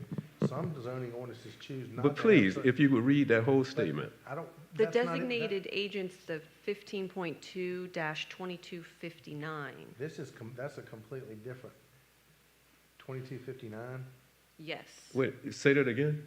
I believe the designated agent to act on proposed final plats, it's the 15.2-2259. 2259. And that was updated this year too? That's the new language. Okay. Now, is this 2259, is that referenced in this application for the text amendment? We don't put the code section in. We But my point is, how do we know if it's not there to go look and see what it says before we do all this text amendment? Well, okay, you're welcome to read this. We're telling you, Ms. Clary and I spent an afternoon right after this became effective, we sat down and we go, okay, what do we have to do to become compliant with state law now? Because this has been adopted. And we have this is not an option. You have to, the power to review by the planning commission is no longer available. That's not the agent, which in our case is Ms. Clary. Well, so your understanding is no municipality in the state of Virginia can do anything different than this? That's correct. Okay. 2259. Then, if that's the case, my next question is, what responsibility does that leave for the planning commission? Oh, yeah, the only thing you're not doing, Mr. Bryan, is, okay, application comes through, you go through the zoning, the whole thing goes through to its logical end. The applicant submits their construction plans. When it comes time for the final plat, it's going to be her that reviews it. We usually would bring them to you and we would say, we have reviewed this plat, it meets all the requirements. It meets all the requirements of our ordinances with respect to design, with respect to water, with respect to sewer, all those, and we recommend to you that it be approved. You're not gonna do that anymore. Once she reaches that determination, she approves it. And it goes straight to town council for It approval. doesn't go to town council. It doesn't go to the planning commission or town council. Not that stage. You still have the function of reviewing a zoning application. Somebody comes through and they say, well, we want to build this project here, and you can say yes or no. If it's a conditional zoning, you can recommend conditions. Who does that? You do. Okay. Nothing. That's what I'm looking at. I'm trying to understand the planning commission role that remains with all these text You changes. still do that. The one, you've been on here a long time, so remember all these plats that have come through over the years for, the most recent one, I guess, would be the first phase of Mallory Point. That came to you, and Ms. Clary says, here's the final plat for section 1 of Mallory Scott. It meets all our requirements. We've been through this, it's been reviewed. We recommend that you approve this plat. That's not gonna happen anymore, because instead of her coming and saying, we recommend that you approve it, once she's made the determination that it has met all the requirements, she's gonna approve it. Has the zoning administrator been selected? Do you know who that would be? She is the zoning administrator. It would be you. Yeah. Okay. It's her. No, I'm just looking at, because the language was changed from planning and zoning administrator, I believe, to, it scratched planning from the title. Okay? She is. And the zoning administrator, selected, appointed, Now it's however. called, it's a designated agent, and Ms. Clary, in her position, would be the town's designated agent. Okay. So think he's confused. If we have raw land, let's pick O'Reilly's, Mhm. it's zoned highway, retail, commercial. Right. They come in and say, we want to put an auto parts store, here's our parking lot, here's our store, they meet all the requirements. Does that come to the planning commission, or does she approve it because it all fits on the property and it all works? We never see that. Planning commission, town council never sees it because zoning is appropriate and all of that. 'Cause if it's properly If it's zoned, properly zoned, and if it, it's properly then it zoned, goes. it's not up to you anymore. Right. You don't- yeah. And that was the point last month about why everything is in community conservation, because Exactly. everything in Because the it has to be town rezoned. remains in community conservation. So we reserve that right to review all of that, because this is now superseding it all. Correct. And that's the reason whoever before us put everything in community conservation requires everything that comes before us in these developments to do this, because therefore we just lost our right to put an O'Reilly's beside an Advance. But now that's why it's all as minimally zoned as it possibly can be, and that was the point of last month. That's why everything is community conservation, because you had raised a point, why is everything community conservation? Why are we changing that? If that's the way they want it in the comprehensive, but this is exactly why, so we can maintain that ability to manipulate it or to get what we want out of it. And that's why you have the comprehensive plan with the future land use map, because that's what you Right. say you want it to be, but it's not zoned that way today, but you're gonna review everything to Because determine. if it's you zoned need a zoning appropriately, then change. we lose all Then you don't control. have any And control that's to what review happened with us anything. with That's O'Reilly's. correct. That's And correct. even though it came before us, we couldn't tell them no unless we didn't like their brick color or didn't meet the ECO guidelines or they didn't have enough plants in front of it. But we really couldn't tell them no, and that's why O'Reilly's ended up beside Advanced. And that's why everything is in community conservation, It's a at least lawful- within the town. It's a lawful permitted use, and if it's highway, retail, commercial, and you have a string of lots there, and they all say highway, retail, commercial, you don't ever see it again, because once, if, doesn't matter what the business is, as long as it meets the requirements of the appropriate zoning designations, in other words, the uses are permitted, then they submit a plat and a set of development plans, and it doesn't come to the town council or the planning commission. So when I'm looking at this in front of us, and I've expressed my concern to Tammy, what I'm sensitive about is how do major and minor site plans affect looks like it's reading for residential, but what does it do for our businesses? What happens for me who wants to do an addition and you get a minor major site plan? You get Mr. Hughes, or you get Q Daddies, or you get Ringo's who wants to add on. How does this affect that? Because a lot of these minor site plan things in here, even though they say residential's been crossed out. But what does this do for the commercial side? I'm a little confused because this is reading residential. So When if- I interpreted, I thought it applied to all the commercial as well. If you go to the major site plan section, uses require a major site plan under D. It's all uses requiring new structures in any of the commercial zoning districts.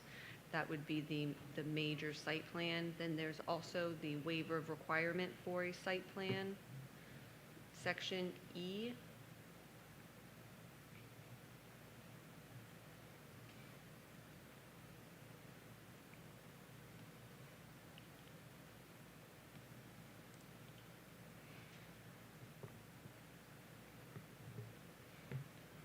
Well, again, I just want to make sure it doesn't affect ability of businesses that are already in existence to have to go through burdensome types of processes in order to add on to their building or add on to their business. Because again, I'll share my thing. I'm building a 930 square foot addition. I wanted to do some parking changes and do the addition at the same time because it makes sense to wrap it up. But that required a major site plan, which was going to estimated cost from $35,000 to $55,000 to do the site plan, in addition to the $20,000 I spent before I got there. So I was spending $50,000 to $55,000 to $75,000 worth of money before I ever even got before you. That's a lot of money for a small business to fork out before we ever get here. And so I think, I don't know how this changes, and I've got to mull this through my mind, but I want to make sure that every existing business that exists in this town, and if they want to add on to their property, that we keep this as minimally invasive as that we can, because there is so much money involved in these site plans and engineered drawings and all of that, that it becomes too cumbersome for Ringo's to say, I need a 10 by 20 addition for more kitchen space, or Daddy's to say, I need more expansion for this. And I'd hate to think that we've got to spend $30,000 to $50,000 on a site plan for a business just to say, I want to expand myself. And so I don't know how this changes that. I've got to think through this ordinance a little bit on that. I understand it's a state issue, but at least moving forward, we need some concession in our ordinance to allow existing buildings to expand without being overly burdensome. Now, if we're going to plan, so with that being said, that would be something that would be less, help me, Tammy, that would be less, so in order to say you have a major reconstruction of a building, that would be over 50% of their assessed value, is that correct? So we listed out, we don't explicitly say that, but to your previous point, we did include item 4 under that waiver, where the zoning administrator, for the requested change or use, if it's in conformance with the intent of this article, that we can waive that major site plan requirement. That way that we can continue to help small businesses. Our fear is, again, if you put too many requirements, we have different size parcels, different setbacks in different situations, and one blanket response isn't going to fit every single property ideally, and we do want the flexibility and able to afford those commercial businesses, those small businesses, the opportunity to expand without going through intense financial hardship, if at all possible. See, Tom, if you look in section D under the major site plan, number 6 is sort of the linchpin of the issue that you're raising, and that is like in your situation, enlargement of a building which results in changes in on-site parking, provided that such enlargement exceeds 25% of the gross floor area of the original building, 1,000 square feet, whichever is less. Well, that triggers a major site permit. So if you stay under those thresholds, and I guess that's where you are. Right, well, I had to get to those thresholds, but I think we should take the 1,000 square foot requirement out of there and make it 25% of your building. I have roughly a 6,000 square foot building, which would approximately allow me up to 1,500 square feet of additional space, provided I can meet the setbacks and all the requirements of the town. But to limit me to 1,000, even though I don't know, that would have that would have been, I think it should be 25%. It shouldn't just be a set number, because everybody's going to have a different need. I'm trying to think how much 1,000 square foot would be, 30 by 30, 30 by 35. But if you have a dance studio who wants to add on a dance room, 30 by 30 is not a whole lot of room. I don't know what a typical stage is in the auditorium, but a dance studio may say, I really need a building 30 by 50 to approximate a floor space that they would actually dance on. But so there are lots of reasons, but I don't think we should limit it at 1,000. We should look at it 25% or allow it to be done on a case-by-case basis, because each business is going to have a unique reason for why they need more space than what they need. But once you've already done a major site plan, you've got a BMP, you've got parking, and unless you're going to do such an expansion, you've got to add 50 parking spaces. That might be different, but again, I think we got to be somewhat reasonable with the way businesses add on. And the only thing I'll bring up about that is if you took the 1,000 square feet off and look at Trey Waltney's new commercial addition to his indoor storage, if he had reduced that to 25% of that building, it would have been far in excess of 1,000 square feet. But yet that'd be a big building. That's when you have if you start with a big building, 1,000 square feet is not very much. Right. So I guess that's why there was a minimum in there, because if you just went strictly on the percentage, you might be dealing with a very large structure on a minor site plan. So I'm not saying 1,000 is the right number. I'm just saying I think that's. Well, I think there's definitely reasons why you need a major. You have an undeveloped lot, you got to have a major site plan, period. That makes sense. But if you're going to have a major substantial improvement to your property that exceeds a certain value of that property, then that might trigger you to have a major site plan. But if you don't trigger that thing, which I thought we had defined as 50% of the assessed value, if your improvements were in excess of 50% of your value, then that triggered that you had to be in full compliance with all the ordinance. But if you were below that threshold, why do we need a major site plan? Why would we burden the business owner to have to do that if they're technically under their 50% of their assessed value?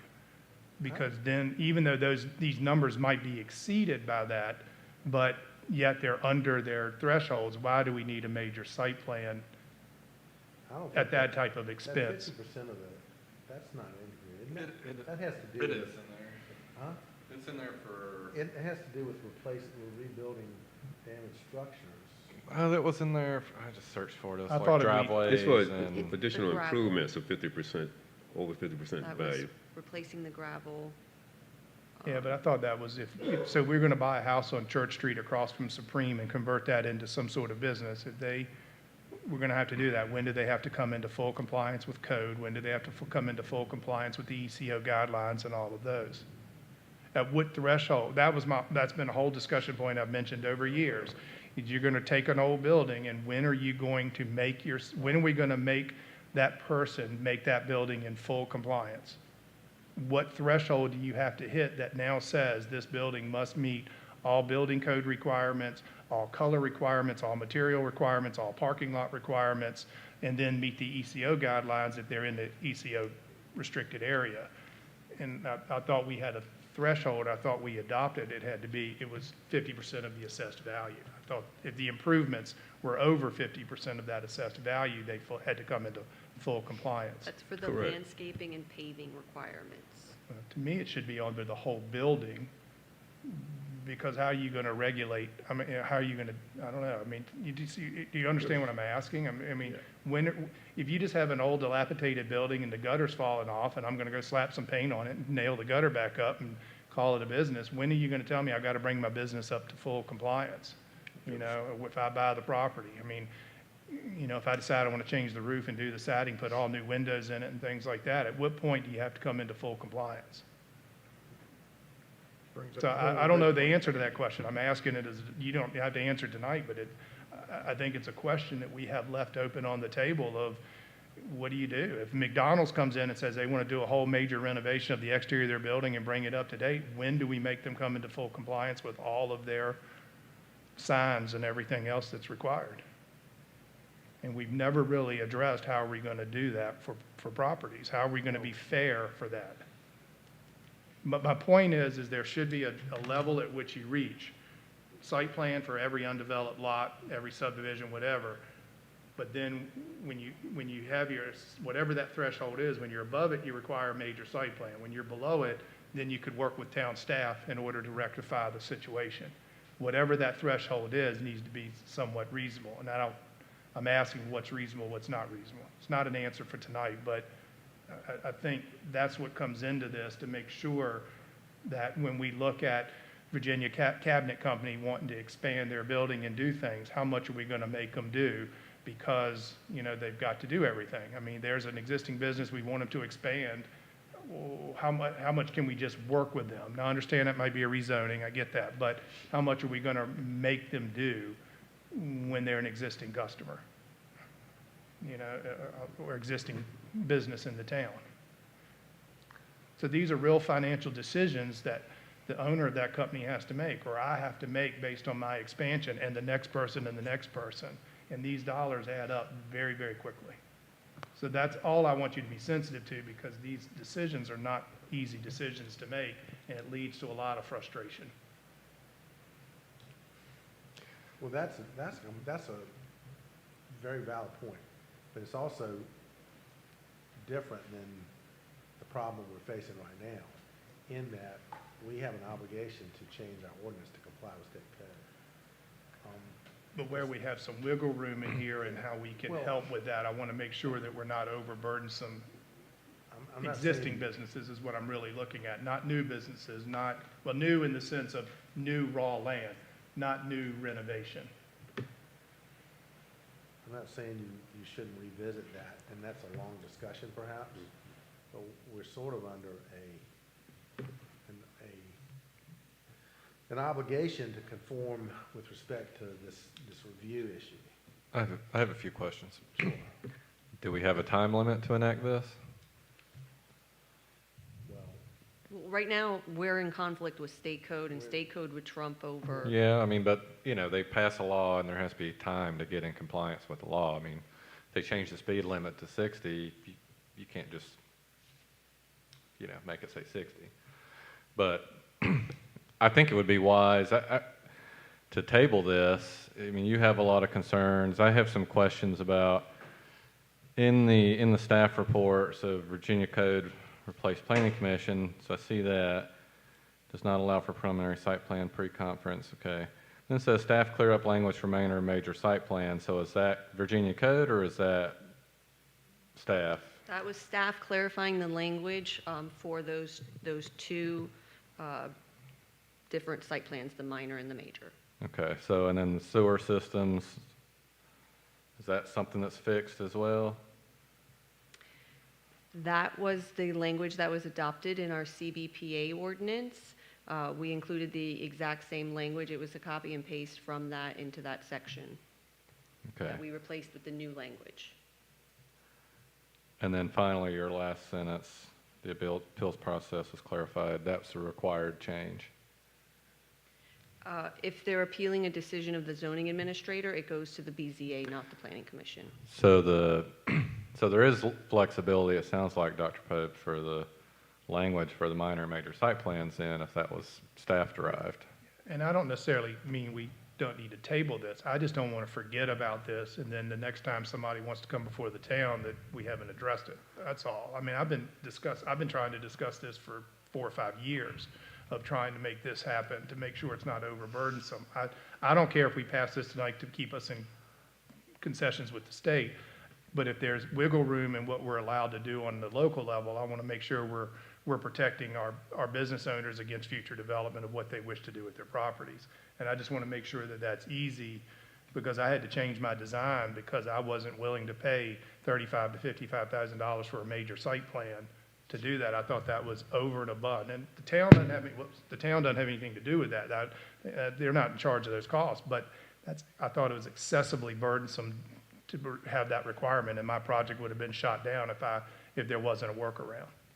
Sure. And so I just think we've got to be careful with how do we help these other businesses around town be able to improve their businesses without being so overly burdensome to make them spend thousands and thousands of dollars on stuff that may not necessarily be all the stuff we really need. We're just following a checklist. I don't want to follow a checklist. I want to make sure we're applying common sense to the situation. Understood.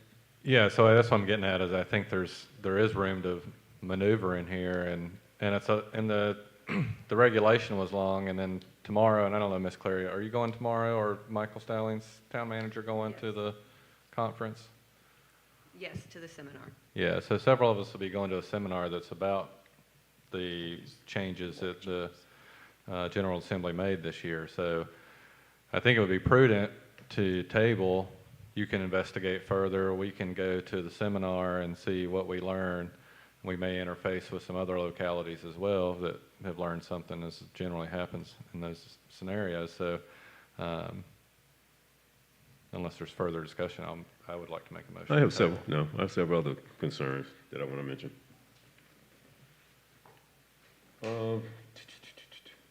If you go to page 94 in this document, and that is D20, I believe. Let me see, D20. That text, any change or use determined by the zoning administrator to qualify as a major site plan in conformance with the intent of this article. The discretion.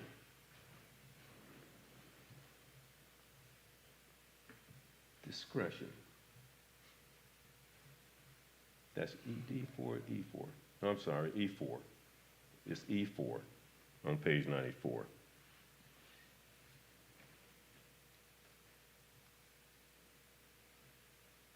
That statement, at the discretion of the zoning administrator, provided that requested change or use is in conformance with the intent of this article. What factors would the administrator would use, at her discretion? What factors? That seems pretty vague to me. That's very broad, and it doesn't seem to have any metrics, anything to determine this discretion. The intent was in line with what Dr. Pope has been speaking of.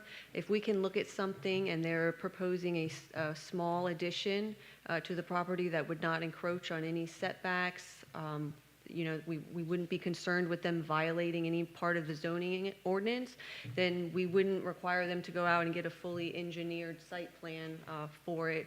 We could just administratively waive that site plan, use a hand illustrated drawing that maybe we got to scale for it. Any other factors? Again, it would just to verify that they would be in compliance. And it might have been Dr. Pope that brought it up, but 50 lots triggered a requirement. That's page 96, F. For the preliminary plat, that is stated in Virginia code. That allows us to include that language if we wish. And is in the state code 50 lots? That was the number they used? Yes, sir. Okay.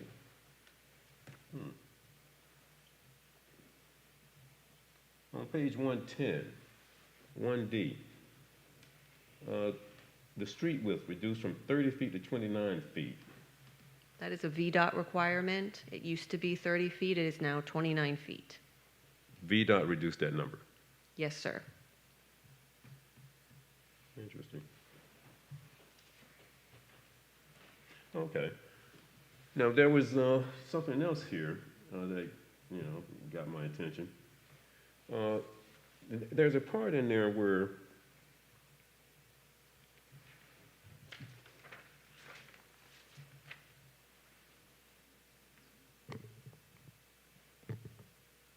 yes, page 172. I'm skipping here.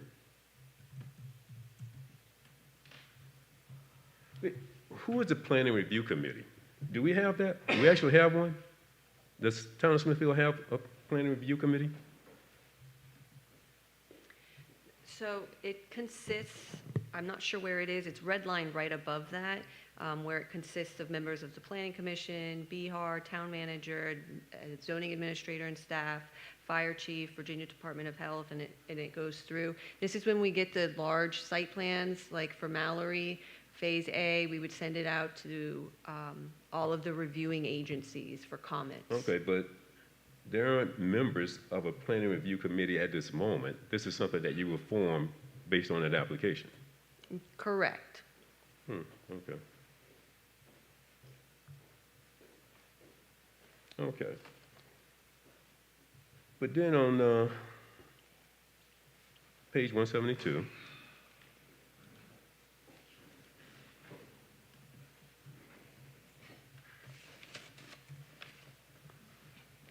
on 172, 2A5, paragraph 5. The preliminary subdivision plat and other documents comprising an application shall be available for public viewing in the Community Development and Planning Department. That's on the second floor, and it's behind a locked access, the access to the second floor of your department. How would the public get to see these documents? There's a conference room downstairs that they could come to Town Hall and view the documents. Would they have to make an appointment? No, sir, not Someone will necessarily. be staffing this constantly, so anyone in the public that decides to just come in, their ability to view these documents publicly will be available. If there was a staff representative at that time that could provide them. If not, then they would need to make an appointment. And that doesn't change the intent of the language. It merely puts the Community Development Planning Department versus Department of Planning and Zoning, because that's what we have in Smithfield. It doesn't change anything about the process. Okay. But, so in this instance, public viewing, okay? Even though this plat and documents would be available for the public in the department's building, would these things still come, these applications still come to the Planning Commission for public comment, a public hearing? No, sir. No. And see, that's a concern. It- The Mr. public, Mr. we Bond, have, That ship has sailed. The General Assembly took care of that. We don't have, that's not an option. that's disappointing. And because what I'm getting at here is we have a town council who's trying to slow down growth and vet these things much better, allegedly, than what we have done in the past. This is 180 degrees contrary to that agenda that town council has. And what I'm understanding is the state legislature is accelerating approval of these developmental applications. It's the total opposite of what town council agenda is supposed to be. But they're accelerating it only for appropriately zoned projects, not non-conforming zoning, Correct. correct? It's only, if it's zoned appropriately, they are accelerating the process.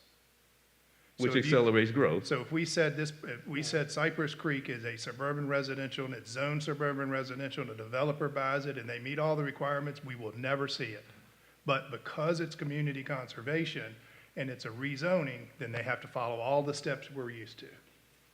Or So- if they want a special use permit, which goes back to setting restrictive limits and asking for special use permits. It brings it back to us, even if it's zoned appropriately. If they need special use permits, it's coming to us. If we set limits exactly like we want them, then we're not going to see it again. If you set limits, you don't need an SUP though. If, that's right. If that's where you want it to be, right.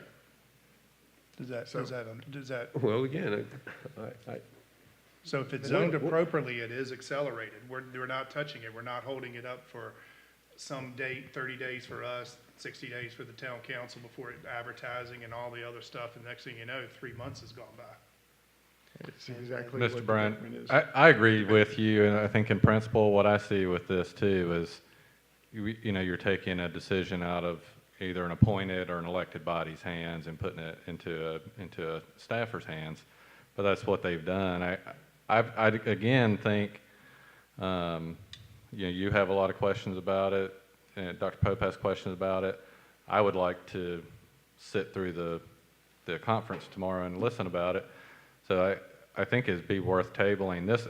Actually, this one and the next one are both kind of the same with a lot Yes, of pretty much new the same. variation that was really hard to digest all of it in a few business days. So, again, Is that in the form of a motion, Mr. Cullen? well, I would like to, yes, I don't want to interrupt Mr. Bryan's question. I just wanted to let you know about the governmental aspect of it. Yes. Mr. Brown, the only thing I will say about that, it has taken this decision away from the planning commission, but they're not, they're ministerial acts. And what I mean by that is if the property owner does all the things that are in our regulations, they comply with all the requirements we have, and it comes before Ms. Clary, she has to approve it. She has no choice. And that was the same situation when it came before the planning commission. If she came in here and she brought a plat to you and it said, this plat meets all of our requirements, it's a ministerial act. You have to approve it. You could vote against you, and I'd have to tell you, you really don't have there's no basis not to approve this, because if you comply with our stated requirements, there's no discretion. You don't get to say, well, I just don't like it. That's not the way that works. If you meet the rules, you get what you're entitled to. And that decision doesn't come to you anymore.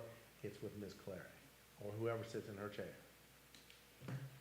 whoever the agent is under our ordinance, and that happens to be the Director of Planning and Zoning. Did he eliminate special use permits? Well, No, no, not at all. people could still ask for them. Doesn't mean they'll get them. Never has meant they'll get them. But they can ask for it. But that has to come for review. Ms. Clary Right. can't approve that without planning commission review and town council approval. That's a discretionary decision. And those still reside with the planning commission and with the town council. The ministerial decisions, that's not your purview anymore. One last thing, Ms. Clary, on page 118, there is a plan review committee, and you list out a whole bunch. They were redlined on 172, but they're back in there on 118. If that's supposed to be a comprehensive list, can we add police, county, Isle of Wight museums, museum review, schools, and other utilities? Just, there are other things that seem to be missing off of that list that were on other lists in the document. So if that's supposed to be complete, that's fine. If it's just a suggestion, I don't know. But if we need to make sure there's other items, but I have police, the county review, Isle of Wight museum review, school review, and other utility contractors other than just Virginia Power, if they have to review or not. Okay, Mr. Pope. It says, all site plans, minor, major, and minor shall be reviewed by all of these agencies. Is that your intent? You want a minor site plan to go to the, See, I'm not It says 100% sure. may because- include any or Any or all all. the following. delegates who are qualified to determine. But if they aren't there, then You you know, wouldn't get them to them, so okay, I mean, I'm just saying, I agree with adding them. okay, we're just adding. Well, I'm just saying, are there other Adding them agencies that if need to they're be required. included on the list? Or is this just a list and it will go to who it needs to go to irregardless? It is a list and it will go to who it needs to go to regardless, but I Okay. will include those. Now, for me, I've also asked for this, and maybe this is stupidity, but I would always like number one, number two to be always consistent across the board, whether number one is always Isle of Wight County, number two is always VDOT, number three.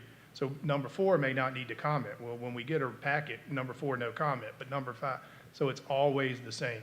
So when we get another rendition and VDOT submits it for the second, third, fourth time, we always know VDOT's under number one or number two or whatever. I just like consistency across the board when we see these.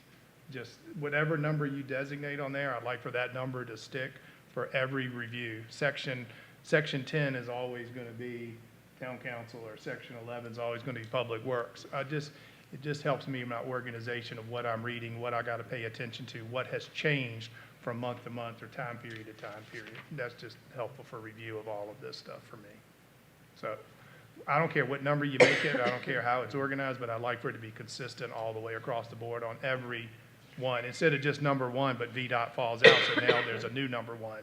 I'd still rather have the same numbers that you get used to seeing every single time. So again, might be petty, but it helps with organization and flow for me to make sure we're not missing somebody who should have commented on it. Okay. Mr. Cutler, who's holding the meeting tomorrow? Who's in charge? That is it's the VCU Government Education Department. I'm not sure exactly what it's called, land use education folks. There's so much confusion, and I'm the new guy in town. There's so much confusion about this. I think we might get some clarity from I would hope that we get some clarity from your meeting tomorrow. So I would support your motion, if it's been a motion, to table this. Unless there's further discussion, I'd like to make a motion to table Article 11 text amendment until the September Planning Commission meeting. I just one thing I'd like to clear up. To that paragraph 5, documents comprising an application shall be available for public viewing in the Community Development and Planning Department. The way we announce Planning Commission, Town Council meetings in the paper, when these documents become available in the department, will there be a public announcement in the paper? If it was an advertised public hearing, there would be a notice published in the paper. Yeah, that's all they have to advertise. But wait a second, there's no public, It's all gone. a public hearing comes before us. Now, we're talking about transparency here. I would be concerned about transparency. How would the public know when these documents become available for them to view when it's in a building? They'll see the agenda on the website. The agenda. It's posted to the website, so everybody knows what's coming up on our meeting. And if there was something of interest, they could then go by town hall or call and schedule an appointment to view the documents associated with that item. But if it's And all not of our something- government records are maintained by the town clerk and are always available for public viewing. This doesn't Unless change they're anything about confidential. procedure at all. It's, I'm trying to understand what tips off the public that they're available. If it's not a public announcement, what tips off the public that they're available for viewing? Their curiosity, Mr. Bryan, I think anybody who wants to see anything is entitled to see it. And we don't have to put it in the newspaper. Every time there's a public hearing, the notice doesn't say, and if you want to see anything, you can come to town hall and get it. What it says is, anyone who has interest in this may appear and be heard at a meeting, but these are public documents, and they are available for inspection, and they always have been. And like Ms. Hilgast said, we're not changing anything. Our process is staying the same. What you're looking at is not changing anything except the name. It says the zoning administrator instead of the planning commission in places, and then it says, there's the zoning administrator. Mostly it just says the zoning administrator instead of the planning and zoning administrator. We're just changing names. We're not changing any of the process. None of the substance is being changed.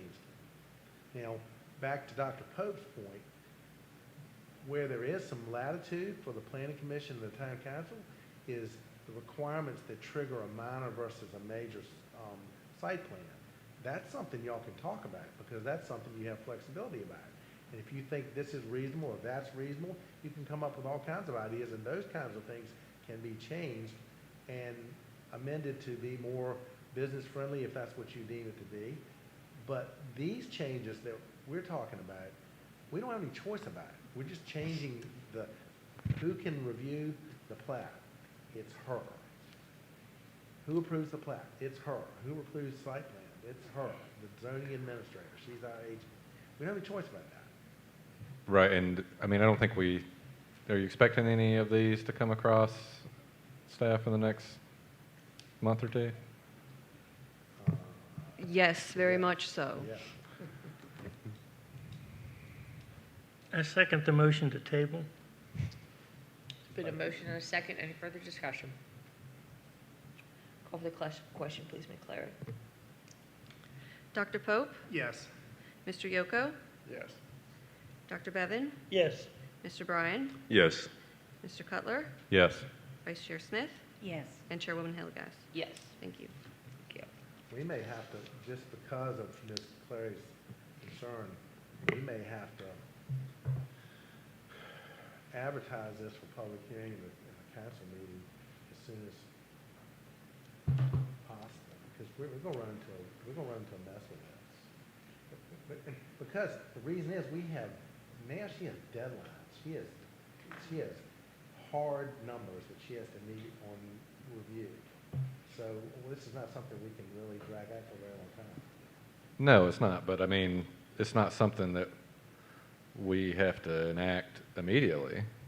I mean, did the state Kinda. give a, Yeah, it pretty Yeah. much is. well, did the state give a deadline or not? I mean, Yeah. usually they'll say a law will go into effect on X The day. law, it went into effect July 1st. Right, but you should be in compliance by such and such Doesn't date. There's say nothing like No. that. So there is no deadline.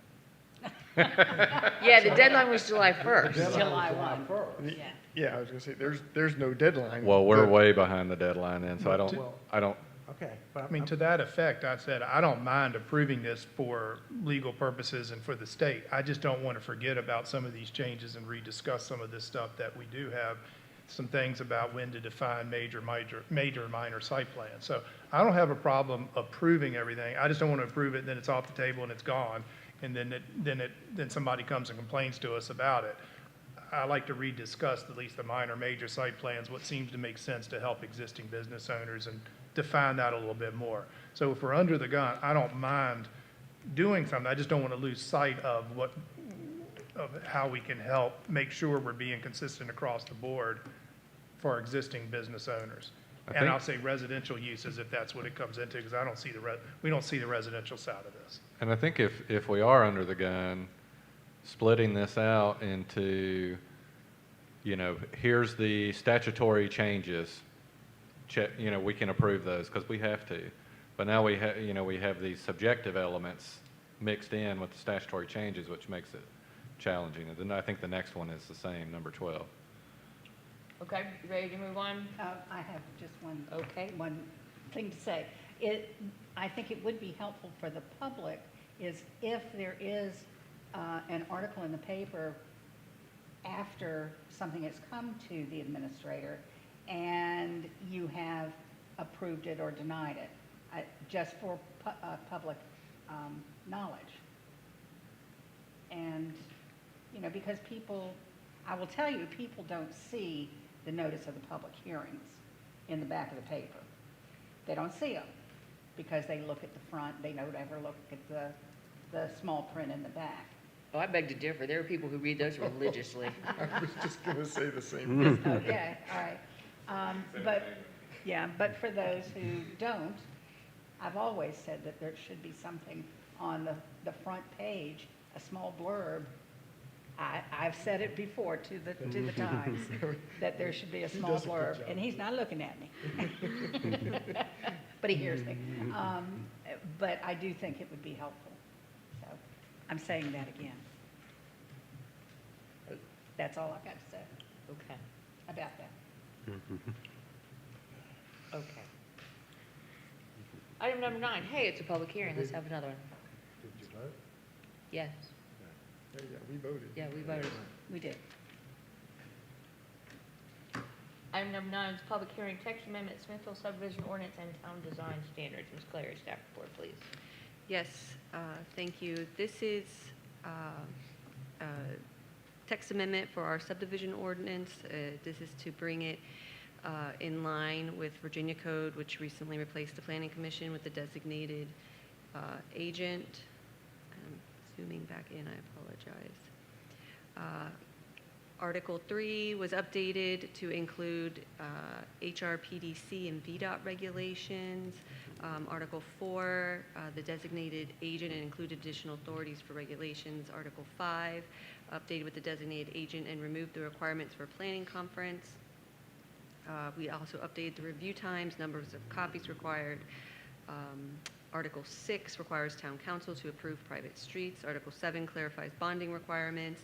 And then Article 8 was repealed and replaced with the town design standards because this information was repeated in Article 11 of the zoning ordinance.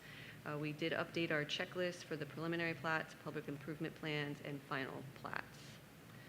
We do suggest a robust discussion and favorable recommendation to town council. Thank you. Okay, this is a public hearing item, so we will open the public hearing. If anyone signed up to speak on this item, we will close that public hearing. Only, Let's see. I have only one question on page 169, which is section, Article 5, the approval process. I would like, I don't know if this is the appropriate place for it in there, but as we discussed with one of the subdivisions about having all of the proffers finalized at our meeting, so we know, because proffers change over the course of the review process. And then we assume those are being cleaned up, and one of the things I've been adamant about is which wouldn't happen at Cypress Creek again, would be to have the final version of the proffers in their final version at the vote. You know, so at the very final end, when we're all ready to say, this thing has to be approved because our 90-day limit's up or whatever it is, we have every proffer that's changed and the proffer statement's been updated. Because a lot of times the proffer statement stays the same on day 1 as it is on day 90. So I would like to make sure if the approval process is the proffer statements, whatever changes in them is updated. It's not just assumed to be on the end, which goes to the other one for the, It has to be submitted in writing before you can vote on it. but a lot of them haven't changed, even though some things have changed. They've added stuff. Maybe I'm wrong, but Mallory Point said we're not going to allow any docks, but we were going to put a community dock, and then we weren't, but that never ended up in the proffer statement that we saw after the approval. It may have gotten done before town council, but planning commission never saw the final proffer statement. Well, and sometimes, Dr. Pope, it'll go to the planning commission and y'all approve it with certain proffers. And then as a result of the public hearing and discussion at the town council level, they approve the proffers again. And if they're minor and they're not substantive and having to do with density and things like that, anyway, we'll come back to you. So you might not see the very final version because it wasn't the version you voted on. I would like to see what is merged and changed as opposed to the proffer statement stays exactly the same from day 1 and it never changes even though it's morphed many times. I don't know. I always feel like the proffer statement's the legal document, and I always feel like we don't really see the legal document in the end. And that's the one that's really the binding document. Which I know this is, which is, I think, the next item, in there with the design standards and stuff like that. But I still have I've always asked this question too, the relationship of the preliminary site plan that we see and the final site plan that gets submitted, how similar do they remain? Because in our concept drawings, there's always, again, use Cypress Creek, phase 6, when they had the walking trail, they have put 60 trees on there, multiple benches and all kind of stuff, and then their final site plan, no, that wasn't on there, and then they argue they don't have to put it in. Well, the preliminary plan is what we're looking at to say, yeah, this is what we want, this is what looks nice, but then when it came to final plat, it wasn't there, and then they tried to say, well, we don't have to put it on, it's not on our final plat. So my question still is how do we ensure that everything we're seeing in the beginning is what ends up in the end? And if we're looking at all these ordinances, how do we ensure ourselves that all the proffers that have started and changed, how do we make sure that we're seeing them and that they're in their version that, I don't know what town council follows. I would think it's very difficult for them to follow a process over a 6-month or a 9-month period of time, and then they're presented with the last final document to understand what started and what changed. At least we see that change. At least that's why I think we should see the proffers. But the same thing on the preliminary site plan and what they come up here and show us, and then that is not what transpires on the final plat that we will no longer see at this point. But that final plat that's there, how do we know that they're all similar? I just want to make sure we're safeguarded against that because now we're protecting the development, not the developer. That's all I want to, those are just my concerns of, and since we're viewing this and making changes, this makes sense to add this to me to make sure we have those steps in place. Thank you, Dr. Pope. We had discussed in the previous item that we might want to table this item as well. I would like to table this item, but I have a couple of quick questions or maybe just statements. I just have a little difficulty reviewing it because we have the paragraph has all these sentences, and I think if we could just include the references a little better, that might help. And again, I do think if we wind up wanting to make a,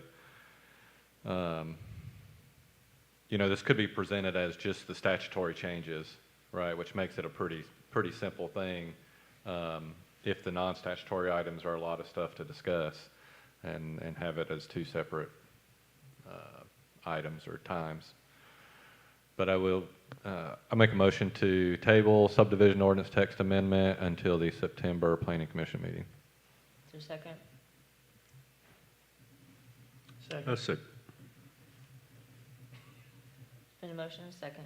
Any further discussion? Ms. Claire, call for the question, please. Dr. Bevan? Yes.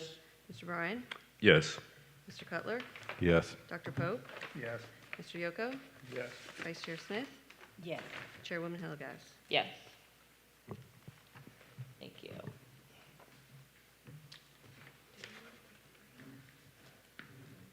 Would you all like to take a break? Quick break before we have this discussion item and staff report? What's your pleasure? Do you expect it to be that much longer? Could be. Could be. Want to take 5? Yes. Take 5.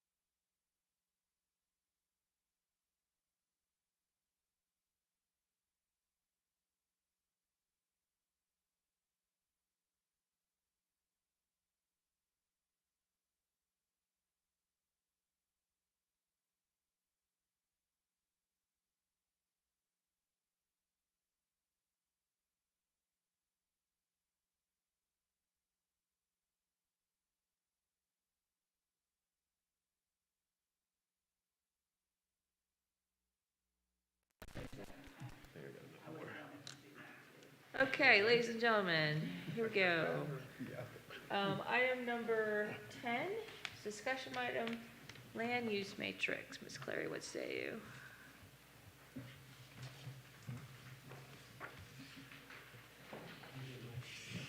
Yes, thank you. This is a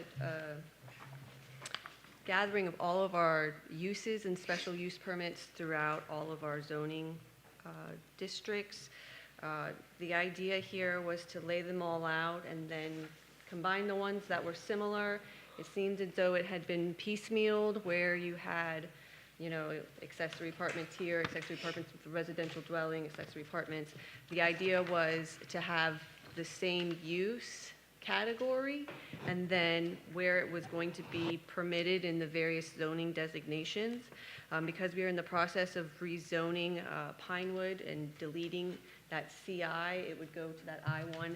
Any use that was in that CI, we then put into the I1 designation. Again, the red line would be what would be removed, the blue is what would be replaced. The asterisk is where in PMUD and I2, it defaults back to anything that's permissible in the HRC. So it's kind of an automatic by right use in that zoning district, and so that's why there is an asterisk on it. And we brought it here for your discussion.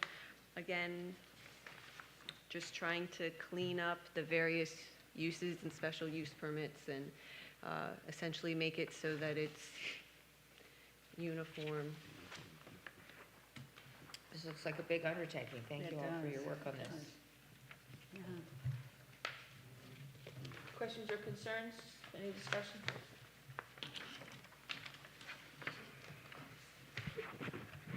I don't have any questions or concerns at the moment, but thank you for putting this together. I think that it's very useful for some review and future questions and concerns.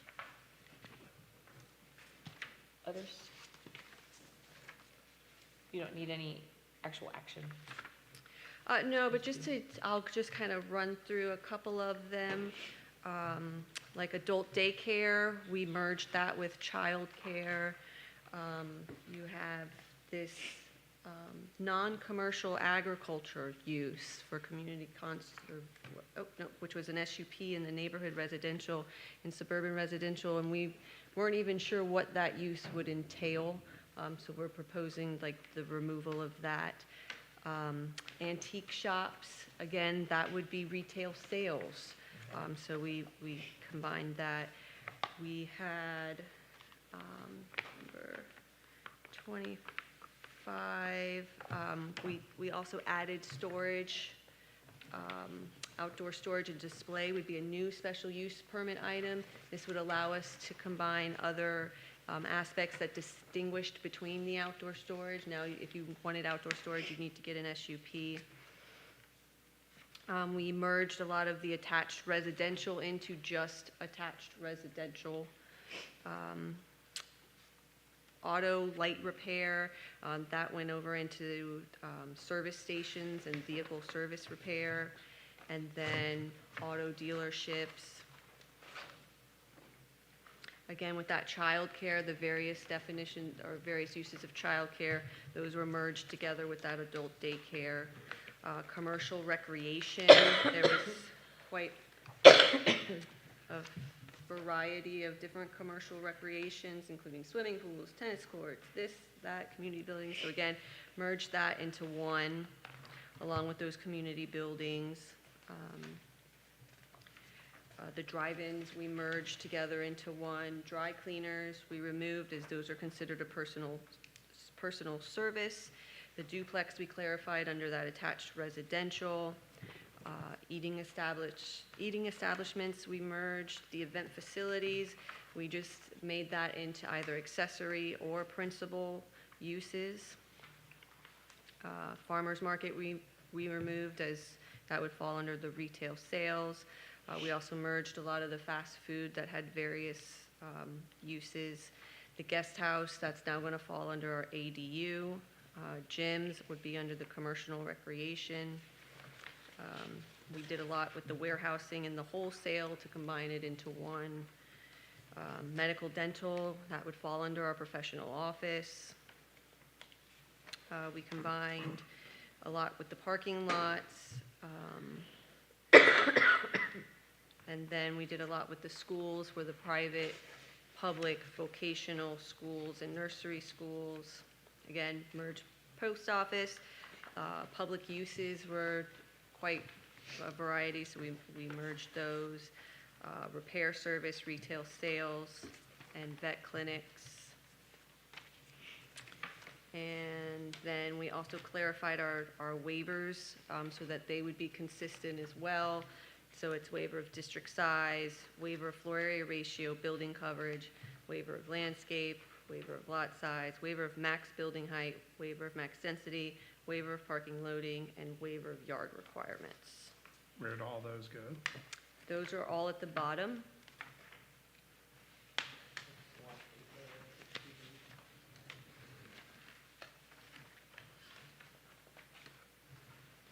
It's going to be page 8. Where do they go? Where are they moving? So if you look, some of it said waiver of height limitations for accessory buildings. We had waiver of landscape, open space, landscape and screening, waiver of maximum density, waiver of maximum density for residential use, things like that. Again, wanted to make sure that the language was consistent.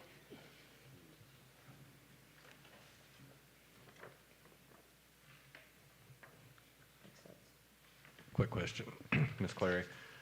I think I understand. This is a snapshot today that encompasses all the changes that we've made.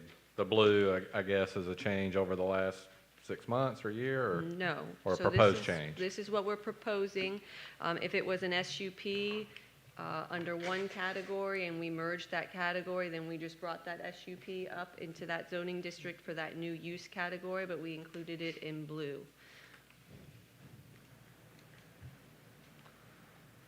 So then the blue ones are a zoning ordinance that we're going to see in the future then, is that?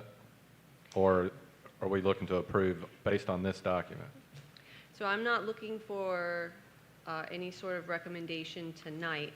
What I'm hoping that the planning commissioners will do is see where we combine the uses and make sure that they're in agreement with what we have. Again, you have the accessory apartments within a residential dwelling, accessory storage buildings. Let's just have accessory use for that. There's some that are duplicates, some that just, it's not clear. You can have, for example, service stations. We'd like to change the definition of service stations because service stations include the sale of gasoline. However, in the HRC, we have gasoline sales establishments. And so we'd like to keep that consistent where if you have a gasoline sales establishment in the HRC, you also have you have the permitted use of that in like the planned shopping center, and then clarify the definition of service stations because the sale of gasoline doesn't really fall under, those were older types of service stations that we don't. That aren't anymore. Yeah, don't Right. exist anymore. And so that was part of this massive endeavor, is to get the uses where the uses need to be, but get them more consistent, because we're not even sure how gasoline sales establishments got into the ordinance, if the definition of service stations included them, but because it's called out there, we can't permit a gasoline sales establishment in the planned shopping center because it's not a permitted use. Exhale. And just a question about gasoline sales. Are there any gasoline sales stations within Smithfield that don't include a market? Like a fast food market? Okay. Not that I can think of. But what you've got in here covers that, essentially covers it. So that would be the retail sales aspect of it, or potentially an eating establishment. Okay, oh, yeah, okay. All of it in one now. That's right, because now we've got those that, well, Royal Farms, you can do all three of those. But for And soon, yeah. example, antique shops, it was an SUP under community conservation only. If we had received a application, we would have categorized that as retail sales. Yeah, makes sense. Other discussion? No, thank you for doing this. I don't think you did it in a day. All right, hearing none, we'll move on. She's mixed it up on us. We have Community Development Planning Director's report at the end this evening. Yes, this is just a reminder that the November Planning Commission meeting will be on a Wednesday. It will be November 12th. Thank you. Oh, I had so much buildup about it being at the end. It's going to be something exciting. Okay, item number 12 is approval of the June 17th work session minutes. I would recommend they be approved as presented. Is there a motion? So moved, yes. Thank you. Is there a second? Second. Who's second? Mr. Cutler, thank you. Been a motion and a second. Any further discussion on minutes? Call for the question, please, Ms. Clary. Mr. Bryan? Yes. Mr. Cutler? Yes. Dr. Pope? Yes. Dr. Bevan? I think I have to abstain because I wasn't there. That's a good plan. Say what? That's a good decision. Okay. Mr. Good Yoko? answer.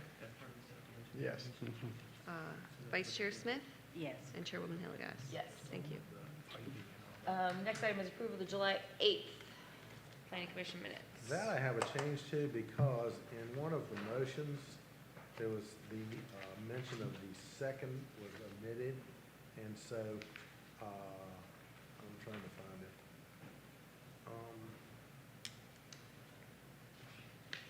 Anyhow,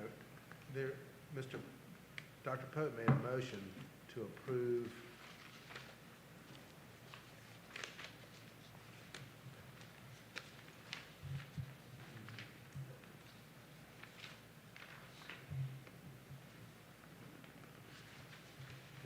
Dr. Pope made a motion, and there's no mention of a second, so I would recommend that the minutes be approved as revised with the inclusion of the reference to the person who seconded his motion. Okay. We'll have to go back in the minutes and figure out who that is. Okay. Does that make sense? Everybody get that? It's, Dr. Pope made a motion, favorable recommendation to the town council for the conditional official zoning map amendment, and there was no second, but I know there was, and so we'll just have to pull that out in a minute. Okay. Is there a motion to approve as amended? Yes, so moved. Second? Second. Motion and second. Any further discussion on that item? Ms. Clary, call for the question, please. Dr. Bevan? Abstain. Mr. Bryan? Yes. Mr. Cutler? Yes. Dr. Pope? Yes. Mr. Yoko? I'll abstain as well. Vice Chair Smith? Yes. Chairwoman Hilligas? Yes. Anything else for the good of the order, ladies and gentlemen? Thank you for your time and attention. We are adjourned.